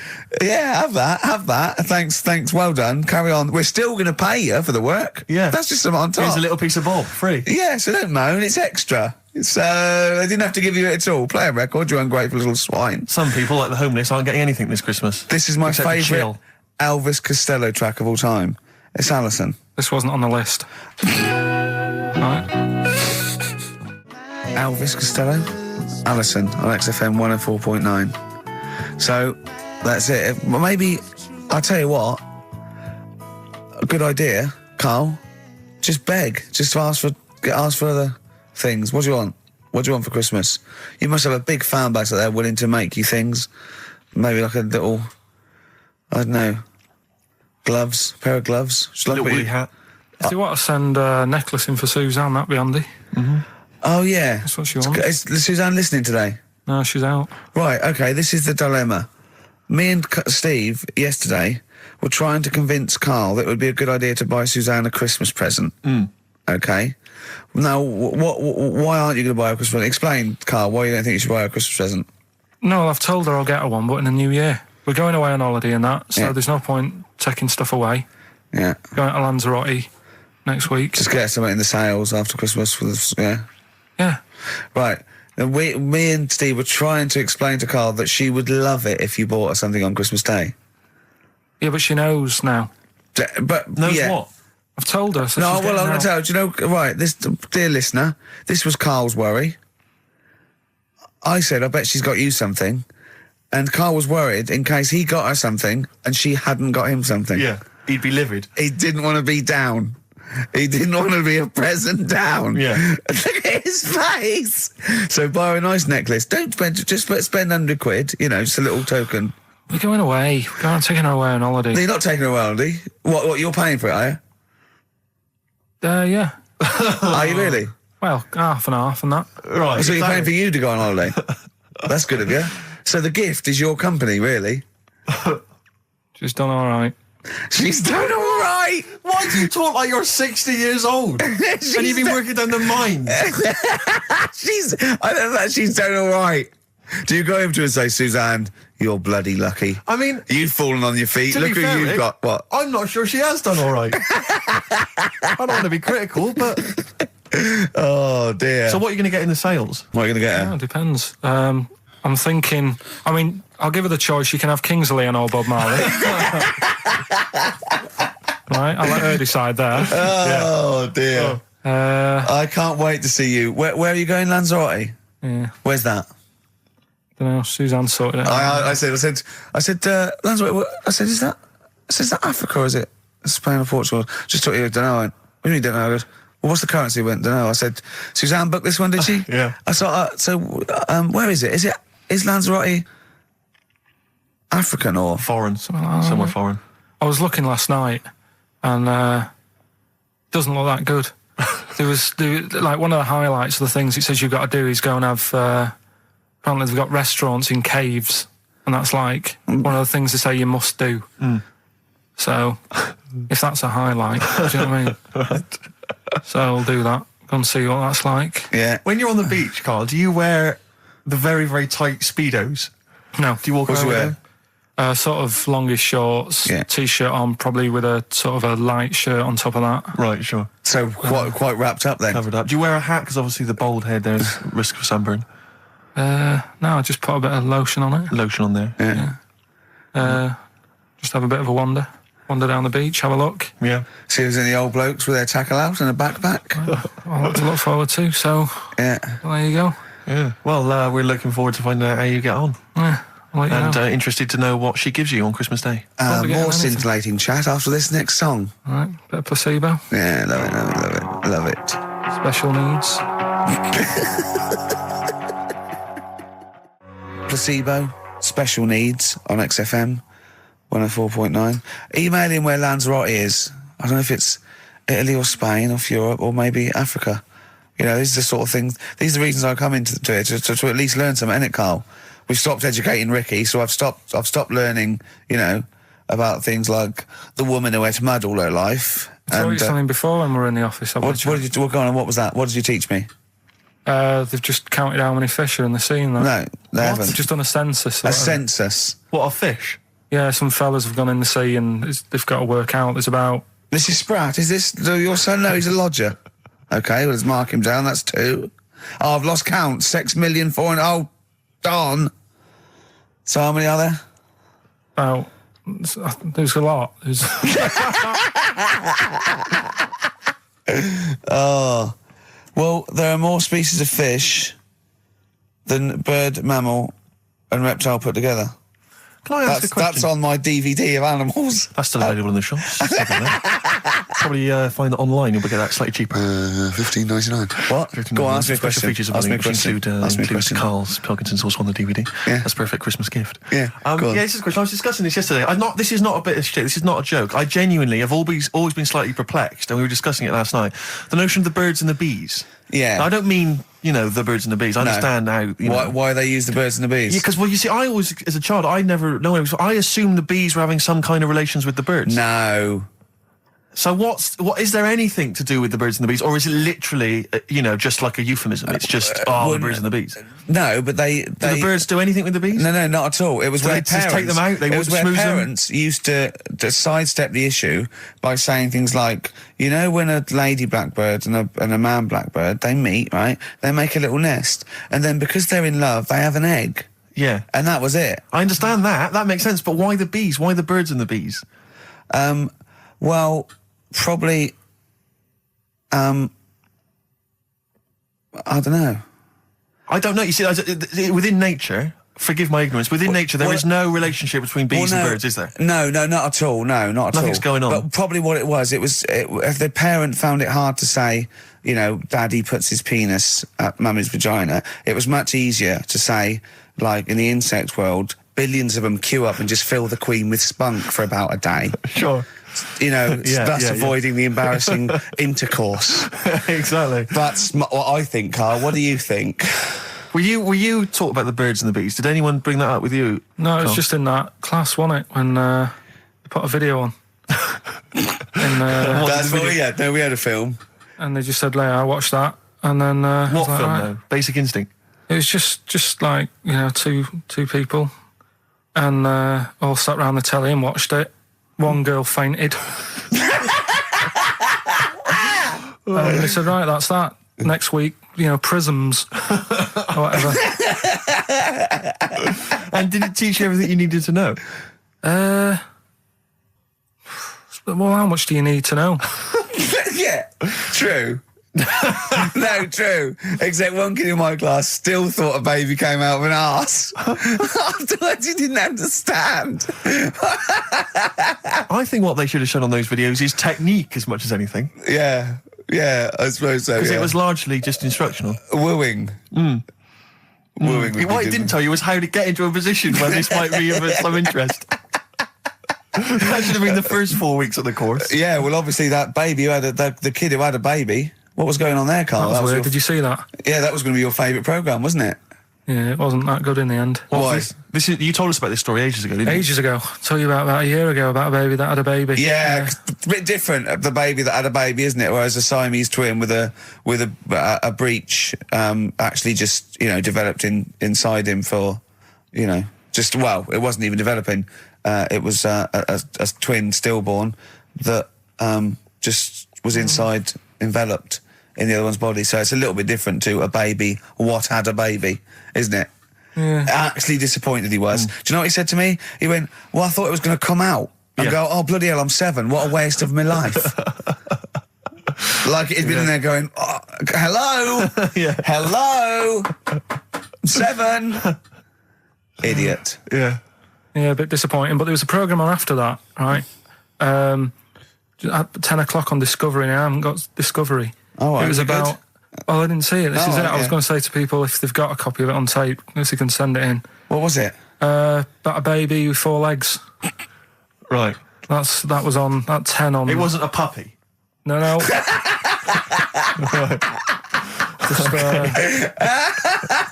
What's it doing up there?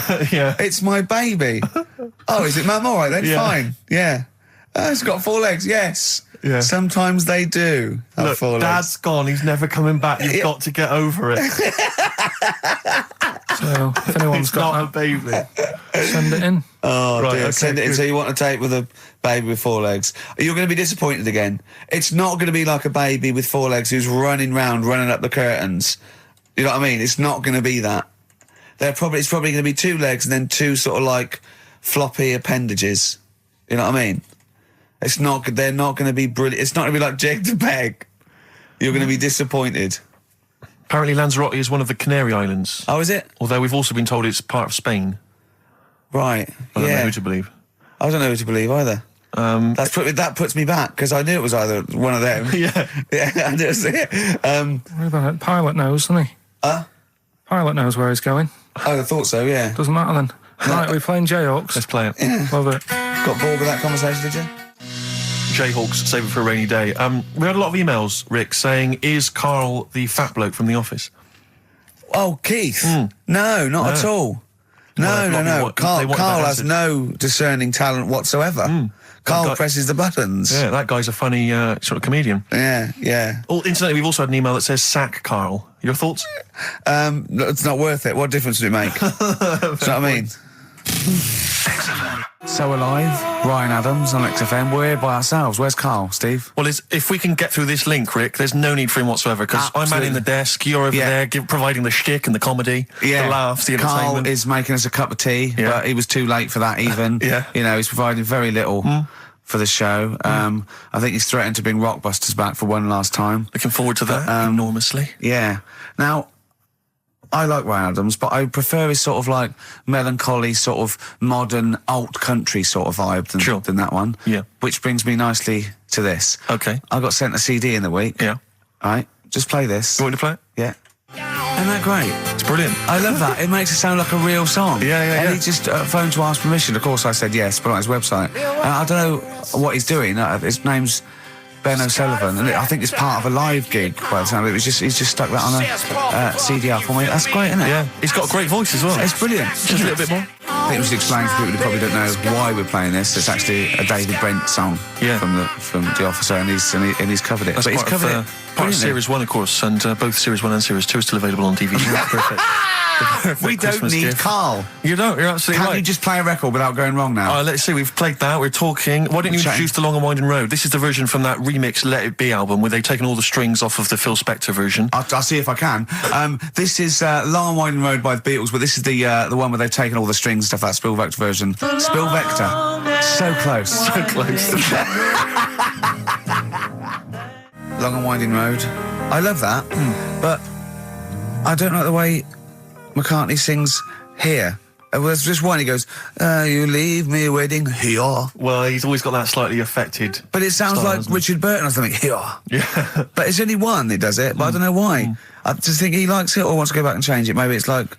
But having said that, you know, I'm not taking away from the Beatles, one of the best bands ever. Well, yeah, good luck to Brilliant songwriters. Oh, yeah, beautiful, yeah. We've had a lot of emails, Karl. I don't want to sort of put a dampener on your Christmas, but a lot of people have been slagging off Lanzarote. One of them just said, well, one of them, I don't know if I can find It is Canaria, isn't it? It's It is one of the Canaries, isn't it? It's a volcanic island covered in volcanic dust. It's very windy, so you have to dig a hole to sit in on the beach, and there's hardly anything to do. That's from Mike Godham, and he says, unless you like quad biking, well, you know, you've seen what happened to No, Ozzy don't Osbourne go this week, quad so don't do biking. that. Not with your little head. There's no protection at all, is there? I don't know what you're thinking. I don't know. At least Rick Mann and Ozzy had lots of hair. Yours would be like Humpty Dumpty. It would crack like a little egg. And then we'd seen, there's no kings or kings horses. So, Well, they couldn't do the job anyway. No, if you remember. shouldn't really send them. They're not really qualified. Horses not equipped to put back Send an a egg medical man. man like Neil Fox in Yes. to mend But not eggs. some kind of military horse. I bet he's had the egg on his face a few times, hasn't he? What, Foxy? Yeah. Well, most of the series are Pop Idol. Right, Karl. Lanzarote, good or bad? Well, you got to give it a go, haven't you? Yeah, well done. Give everywhere a go. Exactly. That's what I was saying. You know, don't just take the word for it. I mean, if it had said Nananova, Lanzarote shit, he'd have believed it. Sure. You know, if he'd have overheard it in a pub, Yeah. Lanzarote a crap, he'd have believed it. He'd have seen it on a website that was mainly concerned with monkeys and witches, he'd have believed it. Yeah. As it is. Everybody raves about New York, and when I went there, I thought it was rubbish. Well, you're an idiot then, because that is possibly though, the isn't it? greatest city in the world, Subjective. along with London. Subjective, though. That's why they have holiday programmes and that, innit? So you see it and you decide for yourself and that. Yeah, but you saw Venice on a holiday programme, as you put it. You went there and you went, it was rubbish, full of black bin liners. Well, it is. Right. Didn't they show them? It stunk. Didn't Judith Chalmers say that? Oh, it stinks here and there's loads of rubbish everywhere. No, she didn't. Did she mention that? Oh, that's what I mean. So it depends what you want from holiday, doesn't it? Well, yeah. But So, you're an idiot if you don't like New York, so next. Anyway, come on, break up, guys. Kiss and make up. Yeah. Carl, we've had an email. Some old Rockbusters. Someone's emailed in. They wonder if you can get some of your old Rockbusters clues, your old genuine Rockbusters clues. I know Rockbusters has come back. Well, of course today he can. It's the way his brain works. Well, indeed. But I think you'll. Maybe you can also enjoy the challenge, Rick. Yeah. And you at home. I remember them as well, because I remember how angry they made me. Here's some old Rockbusters. That army's got some nice trenches. DW. That army's got some nice trenches. DW. No? Dandy Warhols. That one works. It's not bad, is it? That's why I didn't get that one, because it worked. Yeah. Yeah. Okay. She's only got one sticker left. it was actually he's only got one sticker left. Oh, okay. He's only got one sticker left. Oh, the band His Last Sticker. Exactly. With Justine Fishman, yeah, His Last Sticker. They were brilliant, weren't they? What happened to His Last Sticker? Are they still going? He'll strap some chocolate to your feet. That's A. A band or artist. A. He'll strap some chocolate to your feet. Go on. Aerosmith. I don't know really what that means, but... And finally, you'll have to... Aero Cobbler. Yeah. The well-known Aero Cobbler. And you'll have to stick her in the oven. AB. You'll have to stick her in the oven. See, he thinks blacksmith means, like, just shoes. Like, it's not the smith. It's the smith part. A smith is just a right, isn't it? So it doesn't... I don't know... Aerosmith. What does that mean, Carl? What does that mean? Come on, you'll have to stick her in the oven. AB. Yeah, I know that one. Yeah? Yeah. What is it? But it doesn't work.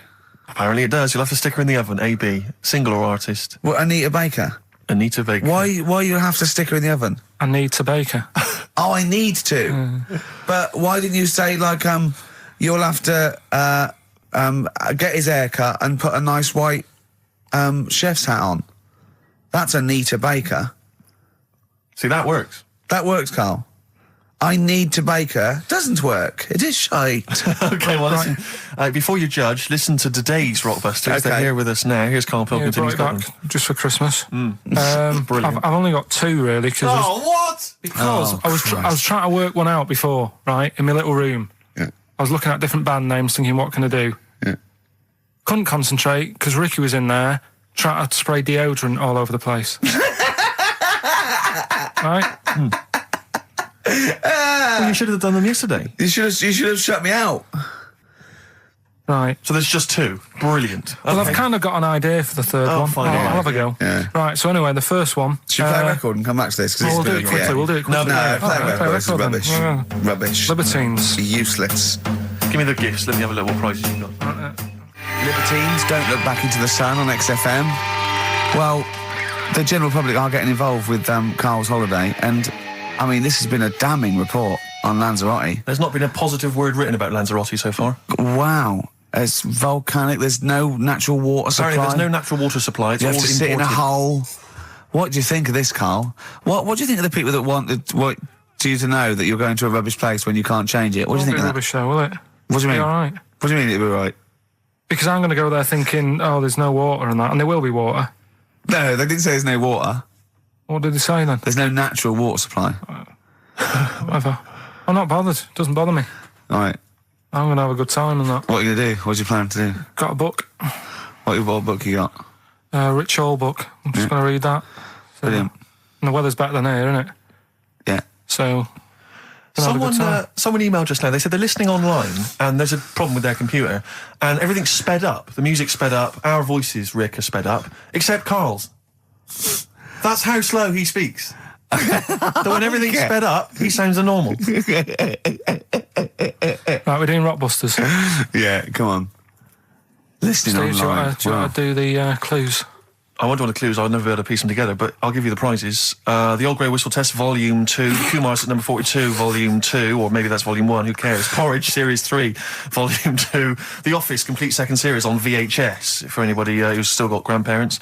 And U2, a best of 99 to 2000. And Smash Hits, the reunion, that'll be the kind of stuff you'll love. Spice Girls is on there, Liberty X, Atomic Kitten. Do you see that? Do you see Steve's enthusiastic? Even though the competition's rubbish, the prizes are second rate, Steve is going, well, I'm not going to punish London, right? I'm going to big it up. You're there. Oh, funny. Do you know what I mean? Come on. Right, here's the one, first come clue. on. Clue one. Come on. Come on! Shut up.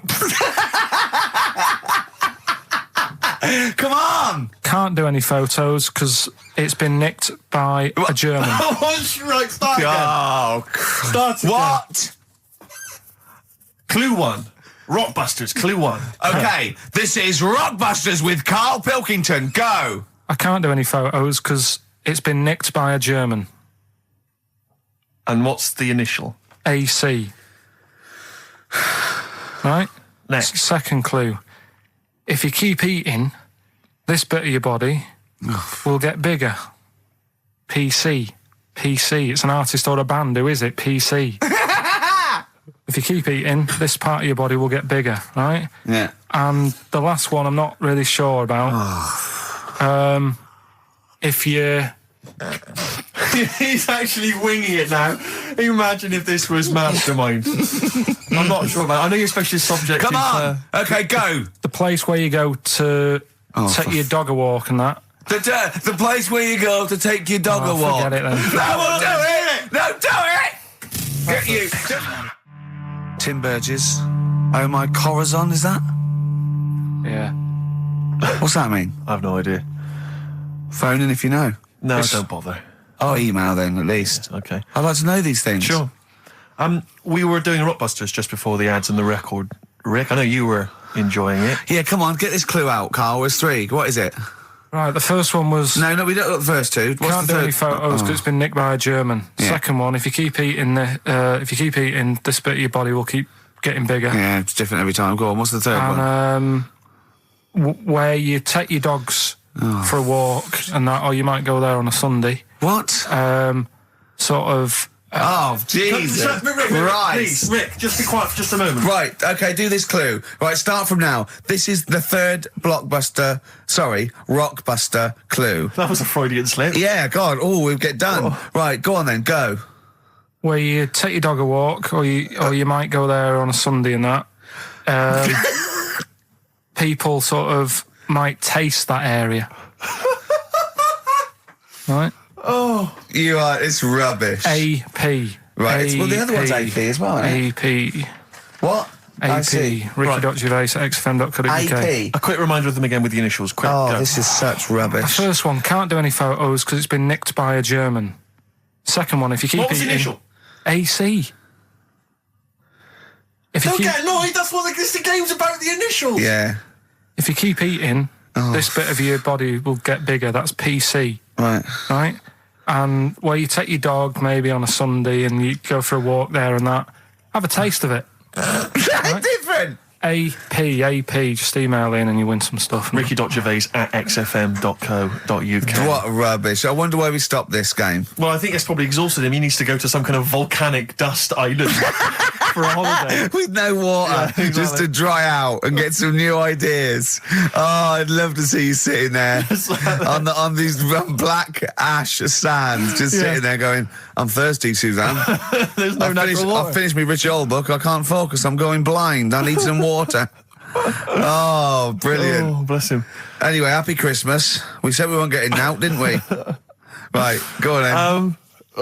It was the premiere. Did you see the coverage? It was a premiere of Lord of the Rings Part 3. I can't be bothered. I mean, man alive, I'm sick of Lord of the I Rings. watched the first one and I was actually I've never been into all that sort of stuff. Never liked it. Gollum and Dungeons and Dragons and gatekeepers and weird magic, and Harry Potter I want to punch his face in. I know what you mean. But I mean, it's sort of like, Well, Lord of the Rings, when I was at school, if you were into that sort of thing, you were a nerdlinger. They would beat you up, they'd shout heckle abuse, all that sort of thing. You know, I wasn't a fan. I actually don't know anyone who admitted they were into that nonsense. It was shameful. It was embarrassing. Now, the whole world's gone crazy for it. Even the tough guys, the hard nuts, the streetwise kids, they're loving it. Can't wait for the third one. I see people raving about it. It's Jonathan Ross, all these people going, it's the best thing I've ever seen. It's 3 hours and 10 minutes of trolls and goblins and magic spells and large feet and magic rings. I'm loving all that crap. What's wrong with you people? I will smite you with my sword. It's just interminable. The orcs and the Norks.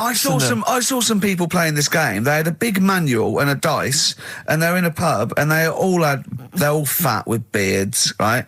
And he threw a dice, and he looked down, he went, and he said something like, outside them, the 3 miles to Mumra.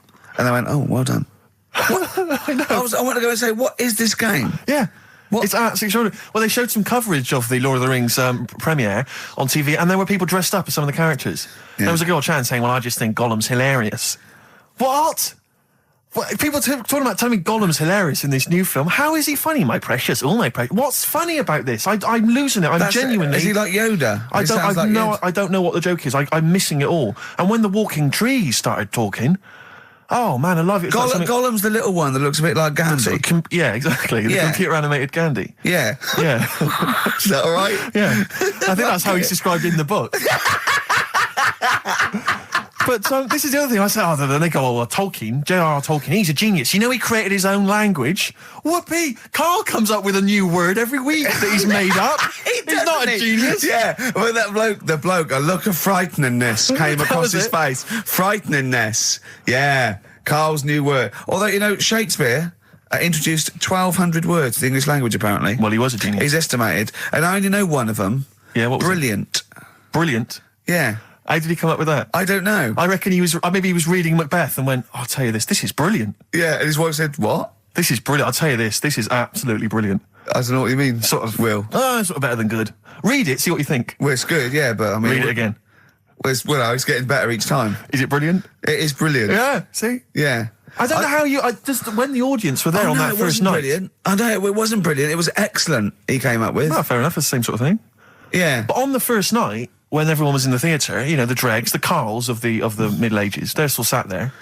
The Renaissance, I should say. They're all sat there watching it. They're enjoying the play. They're loving it. All the kind of people dressing up or whatever it might be. The boys playing the girls not involved, all the rest of it. They're loving it. I'm loving this. It's absolutely brilliant. He's going to kill her. Well, forsooth, it was excellent. I don't know what that means. Yeah. You've lost me. Excellent. I'm shooting off. Yeah, was it? What? It was what? Wow, you know, excellent. I don't see how you can make up words. It's like, it doesn't seem that doesn't count in poetry. Well, I suppose you have to, don't you, eventually, if you want to describe something.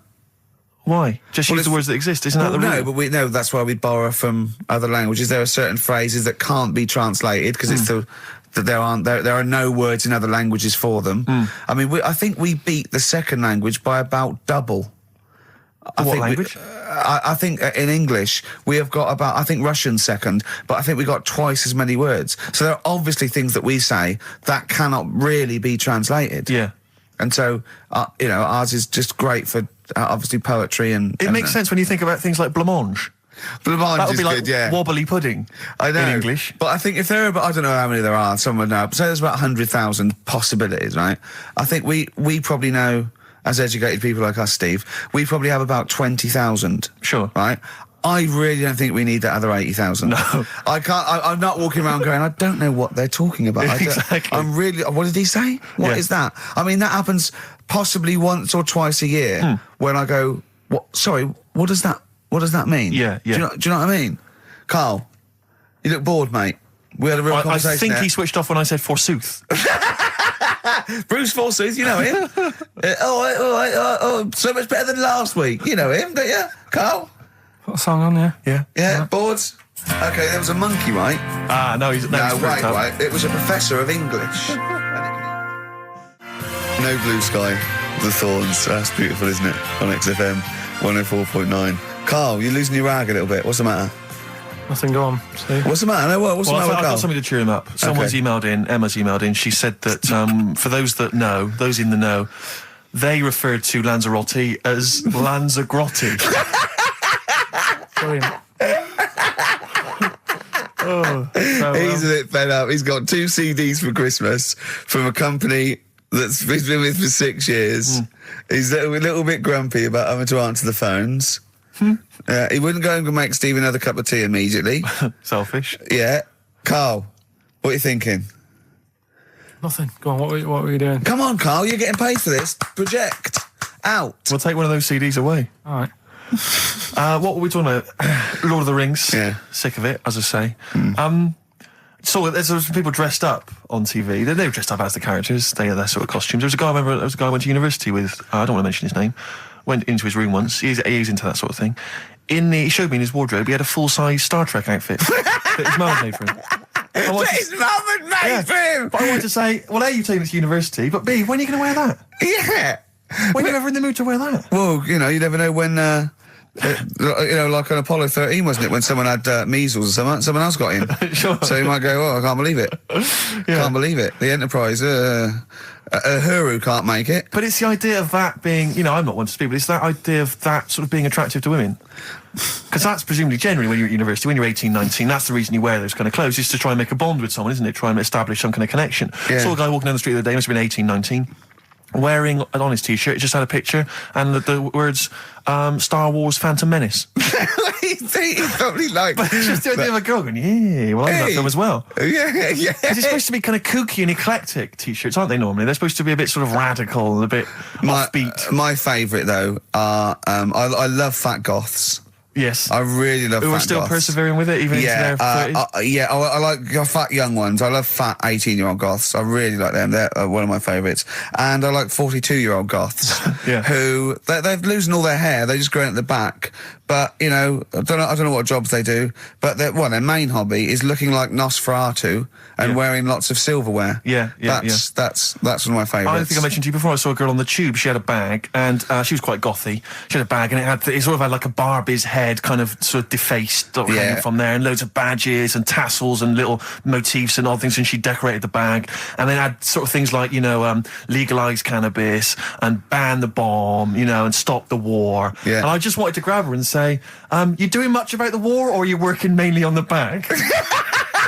You spent most of the year you're filling in the petitions, are you doing the marches, collecting or is it largely badges. the bag you're focused on? Oh dear. I'll tell you another thing, that a fashion mistake that always offends me whenever I see it, is an Englishman of any age wearing cowboy boots. I had cowboy boots. I can't believe it. When I was 18, right,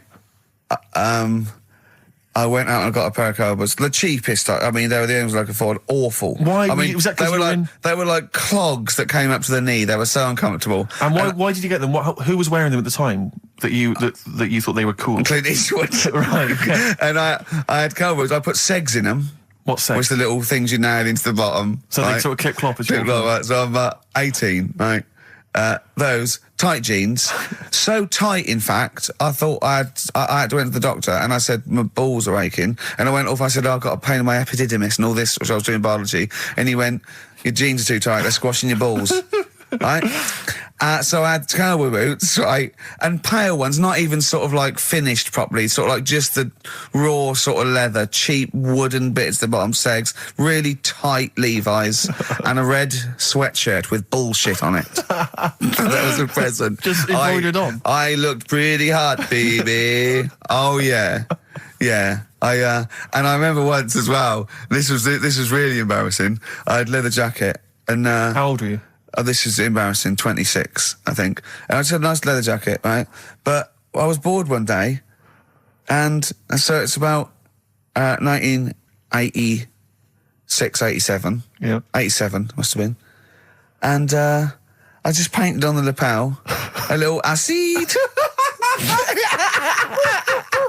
And that didn't last. And were you going to acid house raves at the time? No, of course not. No. But I remember that one didn't last long. That was in the bottom of the wardrobe immediately. Yeah. I knew at the time. I just thought, what is that? Yeah. But I forgive anyone sort of anything up to about the age of 25, right? I don't know. But I mean, it's getting close there, yeah. But certainly up to the age of 20. But it's the 40-year-olds. It is the 40-year-olds that just still have a little Have a little go. Goths are the best. Goths are the best. Or the cowboy stuff, because there's never been a culture of cowboys in this country. I know, so you see the 40-year-old guy with the kind of cowboy jacket with the tassels. Yeah. Or the bootlegs tie. Add that, yeah. Because you've been through most phases. This is what's interesting to me about you, is you're quite self-aware. But the most committed one was probably the New Romantic when I first went to university. So, 18, red bullshit T-shirt and tight jeans. Within a couple of months, David Sylvian, just full makeup and that. Can I ask, because having never really subscribed to one of those fashions, one of those styles, with something like New Romantic, which you've got to be quite committed, do you ease into that slowly, start wearing a bit of nail polish, maybe an earring, and then you work your way in, or you went whole hog? No, I remember the first time I did it, was the sort of like the first disco in my first year. Just borrowed someone's makeup, put it on, stopped at the chin, hadn't quite got the sort of like a mannequin, right? And then I sort of got better at it, I suppose. Right. Wanted to look like David Sylvian. That was the idea, and then it sort of. And so you had to literally go out and sort of start again with your wardrobe, presumably. The cowboy boots went out, the tight jeans. You had to literally go to a shop and buy an outfit, a New Romantic outfit. No, it was okay because in those days it was a suit. So there was a New Romantic. You wore the suit. I didn't wear all the sort of like pirate gear and pixie boots. I sort of wore the suit and luckily before I went away I'd bought a suit from my mum's catalogue, which was one of those woolen ones that went bobbly. So not quite David Sylvian, but at least I was having a go. Yeah. Well, respect. Have you ever subscribed to any of those fashions, Karl? Nah, just going to the gay look now. He wears Ben Sherman's and he shaves his head. I remember wanting some Dr. Martens. Yeah. And my mum worked at a college in a canteen, and she knew I wanted some, but she got some. There was an old woman who worked in the canteen who said she had some, and it turned out to be like little granny boots. And I ended up having them for a bit. With a little zip up the front. Yeah. Nice. Oh, brilliant. Did you wear them? For a bit. Yeah. Well, you might as well. Want not. Waste not, want not. Play a record. Have some ads. All right. White Stripes. The hardest button to button. Steve, I've got to find out the answer. It's been driving me mad. How many words are there in the English language? Does anyone know? Define your terms. By English language, you mean English words. I don't mean how many words are there in a dictionary with all slang, different how many English words are there that you say were English words? Not. But there are so many of them which but not phrases, not slang necessarily. Not. But what about English words which are derived from French, Celtic, all the rest of it? Well, cliches, okay, but they have other languages in them. But how many different English characters are there? Right. Because there was words, some not news. characters. There was some news a few weeks ago about a fella who could, if you said a word to him, right, he'd say, "Yeah, that's on page 36 of the dictionary," right? And they said he remembered 80,000 words, right? So that's in a little dictionary. They said it's 80,000 words.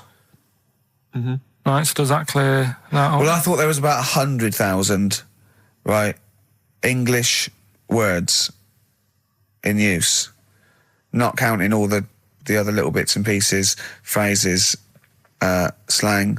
Like, I think I is in there now. Ali G, popular.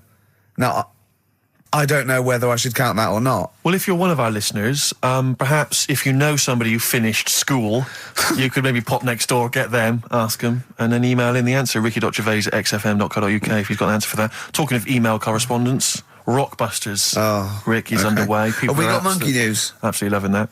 Let's see if we can cram it in. Have we got a film? Yeah.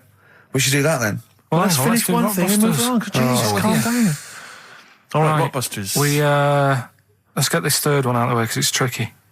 When you say tricky, it's tricky to say. The initials were AP. It was. When you take your dog out on that, or maybe on a Sunday. Come on, let him finish. Rick, let him finish. You take your dog there. You might go there on a Sunday. Have a taste of it when you're there. Right, that was AP. The answer? Alex Parks. Right. Alex Parks. Yeah, it kind of doesn't work, that one. But that one doesn't work. I know. It's you know that one doesn't work. Yeah. Okay, good. Okay, well that's fine. That's what I was trying to work out when you were messing around. That's why it isn't that good. Okay, come on. No, the other ones. The first one was the German These are gonna be fella. brilliant. Can't do any photos because it's been nicked. What's German that? fella can't do any photos because it's been nicked. That was The initials were? AC. I've got it. I took, Right, it's Aztec camera. Yeah, But what's that got to do with the German fella nicking it? because the way he'd say it, he'd be like, you know, Aztec camera. So why ain't you taking any pictures? Can't. Why? Aztec camera. Why is that German? Just sounds a bit. Right, do you know that's rubbish then as well? You know that one doesn't work, do you? And the second one was, if you keep eating, this bit of your body will get bigger. PC. Yeah. Phil colons. Phil. It's honestly right, Carl. Phil Collins. Phil honestly, Collins. right, okay. I don't know what the PC term is for this, but I honestly think. I think you're quite bright, and I think you're quite streetwise and all that things. But I actually think.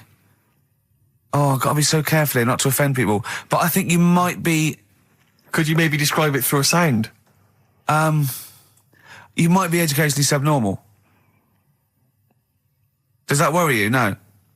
I've got by all right. I'm not going to worry about it now. You know what I mean? I'm 30. Do you know what I mean? Why start worrying about it now? But you've got the mind of a 12-year-old. So what? Sure. Do you know what I mean? I don't worry about stuff. If you don't know about stuff, you don't worry about it. Yeah. So I'm happy. Well, if he's educationally subnormal, I'm afraid also Matt Briggs of South East London is as well, Well because he got done, all three well right, done. as did a number of other people. Well done. Well done. that. Yeah. So he's won that stuff. He has indeed. Player Echo, we've also got your film quiz coming up, and Monkey News. We're all looking forward to that. Right. Monkey News. Bit of Bowie. Yeah, one of my favourite Bowie songs of all time, Letter to Hermione from Space Oddity. Have you got any Christmas shopping? I should shoot off and do that now. Letter to Hermione, David Bowie. Well, we've had the most convincing answer that it's about 290,000 actual words, but possibly 3 million in our vocabulary, using all jargon and scientific stuff and all that. Sure. 290,000. Still a lot, isn't it? It is a lot. We know so little, don't we? Apparently the average person has about 20,000 words in their is it? vocabulary Right. and uses maybe 2,000 a week. Really? Yeah. Carl, obviously, slightly bringing that average down. Carl, what do you think of that? Single figures. Doesn't matter, get by. Why have you got to use longer words messing about and that? Told you. That word about old, anti-dipuian or something. Just say old. That's a bit old, isn't it? That's a bit anti-dipuian and that. What's the point? Yeah. Get to the point. Sure. Busy.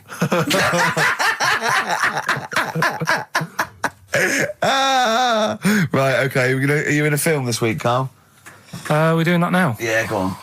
Get it over with. Hang on a minute then. Get it over with. Let's get this show over with. We can go home. You can go off to Lanzarote and sit on some ash. Some charcoal. He's not happy about that. That's annoyed him. The listeners have all ganged up on him. Yeah. XFM giving him 2 CDs. We've had more calls for his resignation this week than ever before. What do you think of that, Carl? What do you mean? There's another reason. Do you know what I mean, though? Because he's grumpy. He's not just giving it. He goes, well, I can't have it, can I? I don't want it. You're being paid well to do a job. People have tuned in to be entertained, to have good songs. Me and Steve are working I'm pressing here. the buttons. I'm paid to press the buttons. That's what I'm doing. Has every CD started on time? Then Yeah. why would they give you Monday off if you just paid to press the buttons? Don't get every other Monday off, do I? So have you stopped doing that now, have you?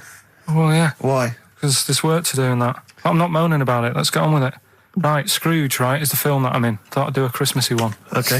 Right? Yeah. Get people in the Christmas mood and that. Yeah, you have. Yeah, you have got people in the Christmas mood.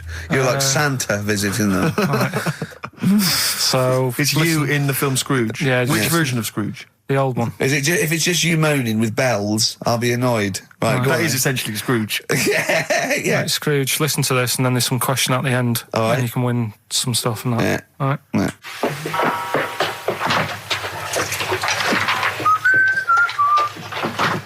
You're late. Only 20 minutes. What do you mean by coming in here at this time of day? I've just been doing some Christmas shopping, haven't I? Probably do some more shopping on Monday because it's my day off, isn't it? Yes, I know it is. You don't have to tell me. Do you want to see what I've bought Suzanne? No, thank you. I don't mind showing you. It's only a Christmas present, isn't it? Just bought some more condoms. Why?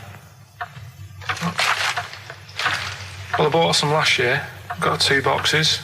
They all got used, so... I'm very glad to hear it. How much do I pay you? Why are you asking? The presents I buy has got nothing to do with what I earn. Like I say, if I won the lottery, I wouldn't go mental on her. Do you know what I mean? I probably wouldn't even tell her because I think she'd want to travel around the world and all that, and I'm not into that, to be honest, so I'd probably keep it quiet. Why? Well, once you've been around the world, where do you go next year? Each to their own, though, innit? You know what I mean? Well, what do you want? What for Christmas? Not that fussed, really. And you, it's just as well I'm not that fussed, because do you know I do some work at XFM? Do you know what they're giving me for Christmas present? Nothing? No, might as well have been nothing. 2 CDs. That's it. I was well fed up. I'm sure you will. They give you a list of about 30 albums and you get to pick 2 off the list. So I've gone for Kings of Leon album and the best of Bob Marley. Mr. Marley has been dead these 7 years. In fact, he died 7 years ago this very day. Did he? Do you know what sort of donuts Bob Marley likes? It's not my business. No, it's not a proper question. It's an old Peter Kay joke.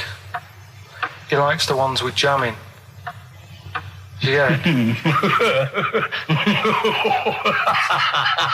Garlic bread. It's good, isn't it? Excellent. Oh, Carl, well done. Carl in Scrooge there. The only man more mean and depressed generally than Ebenezer Scrooge. Oh, dear. Oh. What's the question, Carl? Well, if people have been listening from the start, right, what albums am I getting? Yeah. Is that good? Mm-hmm. Good, yeah. What albums am I getting from for working for this place for 6 years? All right. Ricky Gervais at xfm.co.uk. Michael Franti and Spearhead, Everyone Deserves Music on XFM 104.9, giving away some prizes for That's the film. That's what the bosses say. Everyone deserves music at XFM. Absolutely. Choose 2 CDs. Yeah. Whatever you want. Well, the 2 that Carl's chosen are, of course, Kings of Leon's album and The Best of Bob Marley. And Paul from Basildon in Essex, we're going to give you The 25th Hour on DVD, Dr. Terrible's Face Are Horrible, Lord of the Rings, The Fast Show Farewell Tour, and the complete second series of The Office. That's still available in the shops. Was that on DVD? That's on DVD. That's good, yeah. Plus, I think there's probably a best air guitar album in the world ever as well, which we can throw in. I know. Yeah. That'd be a big treat. No DVD of Animals selling out fast. I couldn't get one myself. So what about some adverts? Snow Patrol and Run on XFM. Wow. Nearly your last show, Carl, for about 3 weeks. Yeah. Carl's off to Lanzarote. Next week. We're doing it with Ian Canfield next Saturday. Then we're off, because it's day after Boxing Day, isn't it? Or 20, yeah. And then we're back on the 3rd, I think, aren't we, all together? Yeah. Yeah? Yeah. Yeah, what have you got? I think we should have done something like some roundups, like Cheeky Freak of the Week. We could have done Cheeky Freak of the Year. What's your Freak of the Year, Carl, if I put it to you? What, out of all the ones that I found out about? Yeah, all the ones that have ever been, yeah. Well, no, you have the Elephant Man in there that you found out about at the end of the 19th century. Go on. Watched The Elephant Man again last week. Good. Yeah, loved it. Probably that one, the kid who was like 7, but aged to about 38. That was pretty weird. That amazed me. That sort of blew my mind. No, it was worse than that. She was about 90 or so, wasn't she? She is now. But back then... a couple of months ago she was 38, yeah. But because of the ageing... She's sort of aged fast and that. Yeah. It's really... This is the one that you think should be allowed to get fags and beer and an off-licence because she's got the body of a 90-year-old. Well, yeah, it's only fair, isn't it? Let her have a decent life. Even though she's 6? If she wants a packet of fags... The doctor said, you're older and that. Even though you're 6, you are sort of 72. If she wants a packet of fags, let them have them. She was 72 September, wasn't she? Yeah. So, yeah. but it was that's probably Do you the actually weirdest think that would be a good idea to give a 6-year-old with an Asian disease a packet of fags? If that's what they want. If that's what they want. And a pint of Tennants. All the stress and that she goes through. It was saying something about how she has to have a passport picture done every 3 months or something. Do you know what I mean? Wow. That's what she's dealing with. So that was probably the way. Can we just say that Karl doesn't take the mickey out of these freaks? No. These people. I just, it's things that fascinate me at the end of the day. Yeah. Things like that are weird. And things that, there's certain things that people get excited about that I think, well, what are you getting excited for? Like what? News. Do you know I normally do the headlines and that? Yeah. Have we got any headlines? Not really, because there isn't that much going on. This is what annoyed me, though. There was something about a woman who's going up Everest on a bike. Do you know what I mean? And they were like, oh, brilliant. But I don't think that's that good. When someone's done it walking... Where would the woman who complained about you come in the years chart? That's that's the woman with the enormous head. Lest we forget. She took offence to some of the comments you made on the show, and rightly so. I can understand. I was out of order, and so I'm sorry about that. Yeah, well, I'll just explain again that Karl. It's the freak of the week is sort of like more of a punchy catchphrase than a derogatory term, and Karl's fascination and childlike.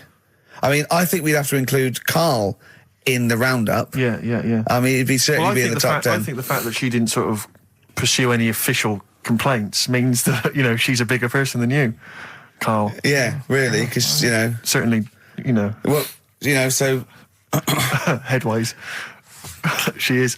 Karl, you're going to do some news stories, I think. Well, like I said, there hasn't been that much going on. There's a story about a fella who hasn't eaten for 70 years. Right. He hasn't eaten. Is that that's all the information you're going to give us? Yeah, hasn't eaten for 70 years. Hasn't had a drink, but he's all right. That's rubbish then. Next. It's not rubbish. Yeah, it is, yeah. Next. Well, what is it? How is that? How is a man not eaten or drunk for 70 years? It's that thing, isn't it? Your belly gets used to it or something. Steve, has he misinterpreted it or is it rubbish? Well, it does, to be honest with you, it doesn't actually offer any explanation. It just says that that's what happened. Right, so that's rubbish. It doesn't go on to anything else. A woman's had 6 organs transplanted. Woman needed a new kidney, a new heart, a new stomach, a new liver, new kidney, intestine. Does that mean that she's the same woman? I know. You'd just say forget it, wouldn't you? Yeah. Wouldn't you, though? Well, not really. The organ is just a lump of tissue. If you're that knackered, call it a day. Don't waste time with that. Yeah. And good advice. There's a woman who hasn't slept for 8 years as well. Well, that's impossible. Again, you want to see that, Steve? Yeah. That's the news for the week. Yeah. Oh, rubbish. Turn Next. Do you want to apologise once more for anyone you might have offended over the year? Yeah, like I say, I never want to upset anyone. We're just chatting about stuff. It's just chatting. It's from the heart. You see something, you say, "Oh, it looks a bit like so and so," or "Isn't it a bit?" You're not really, you don't really try and hurt anyone's feelings, do you? But I think most people know that. And I've got to apologise for laughing at anything you say. I actually can't help it. Again, it's not vindictive, but when Karl comes out with some of the things he says, it's impossible for me not to laugh or react. So, have a Merry Christmas, everyone. Well, before that, Rick, is there some final, for the year, monkey news? Tell you what, let's play a good song. Okay. Right, we'll have a bit of monkey news, and then that's it. A bit of Amy Mann, then. Perfect. Yep. Brilliant, this one. No Choice in the Matter by Amy Mann on XFM 104.9. Well, now it's monkey news. Well, before monkey news, Rick, can I just mention to people, if they enjoyed that version of Free Love Freeway that we played earlier on the show, the kind of alt country version. Yeah. That was by Ben O'Sullivan, and hopefully if you check out his website, if you're interested, you probably can download something, or maybe he'll tell you when he's going to release it. That's benosullivan.com, one word, benosullivan.com. Good luck to Ben, happy new Christmas to him, and New Year best of. Rearrange these words into a well-known phrase of the time of year. Yeah. Initials MC. Okay. Okay. Play the jingle. Oh, what is it? Chimpanzee that. Oh yeah, chimpanzee that. Monkey news. Right, well, the last one of the year. It's not that good, but this is all that's been going on all week. Yeah. Little monkey. What happened is, it's this plane, right? Aeroflot, I think it is, Russian airline. Having a good flight. Everything's going normal and that. This is gonna be libelous. The pilot. Sorry, I mustn't interrupt my son. How tall was the pilot on this flight? Okay, listen, we've had a few complaints. People saying, don't interrupt Monkey News. Okay. Don't interrupt Monkey Okay, I News. won't then. It's like the weather girl complaining whilst Trevor McDonald's doing. Okay, all right. Go on then. All right. So, the flight's going well. Food's been served and all the rest of it. Anyway, someone gets upset about not having many nuts. All right, they've not got enough nuts. They hand the nuts out and that. One of the sort of passengers is going mental. Because What's he saying? He's just what going language mad. is he talking? Is he Russian or English? So anyway, there's a bit of a fight going on. That fight starts happening. People are going, "What's up with that little fella?" Right? The little hairy bloke. So they sort of drag him. What's wrong with Bob Hoskins? And why is he screaming? Why isn't he talking in his usual Cockney accent? Why is Bob Hoskins screaming and grabbing at nuts? So you've ruined it. Right? Come on. Forget it. What have I ruined? Right, Rick, turn his microphone off so we can't interrupt you. Right. So anyway, so there's a fight going on. Nuts are going everywhere, right? So anyway, so they manage to tie him down. They get him on the floor, tie his legs up and that, right? His little legs. Get him to the... Come See you later. Have a good Christmas. No! Carl, how dare you? Finish the story. All that happened is they got back. It turned out that he shouldn't have been on the plane anyway. Why? His passport wasn't valid. Right. And you can't cause problems on planes and that. So he got put in a cell for a bit. Turned out it was a little monkey. Right. Quick question, how did he complain about the shortage of nuts? Yeah. He just was going mental. Right, he didn't actually call over a stewardess, he just... Well, how did he get on the plane in the first place? What ticket did he have? Have a good Christmas and that. But you yeah? know it's rubbish. You See must you know later. that's rubbish. All You the must best. know that's rubbish. All the best. You must know that's rubbish. Where is he going?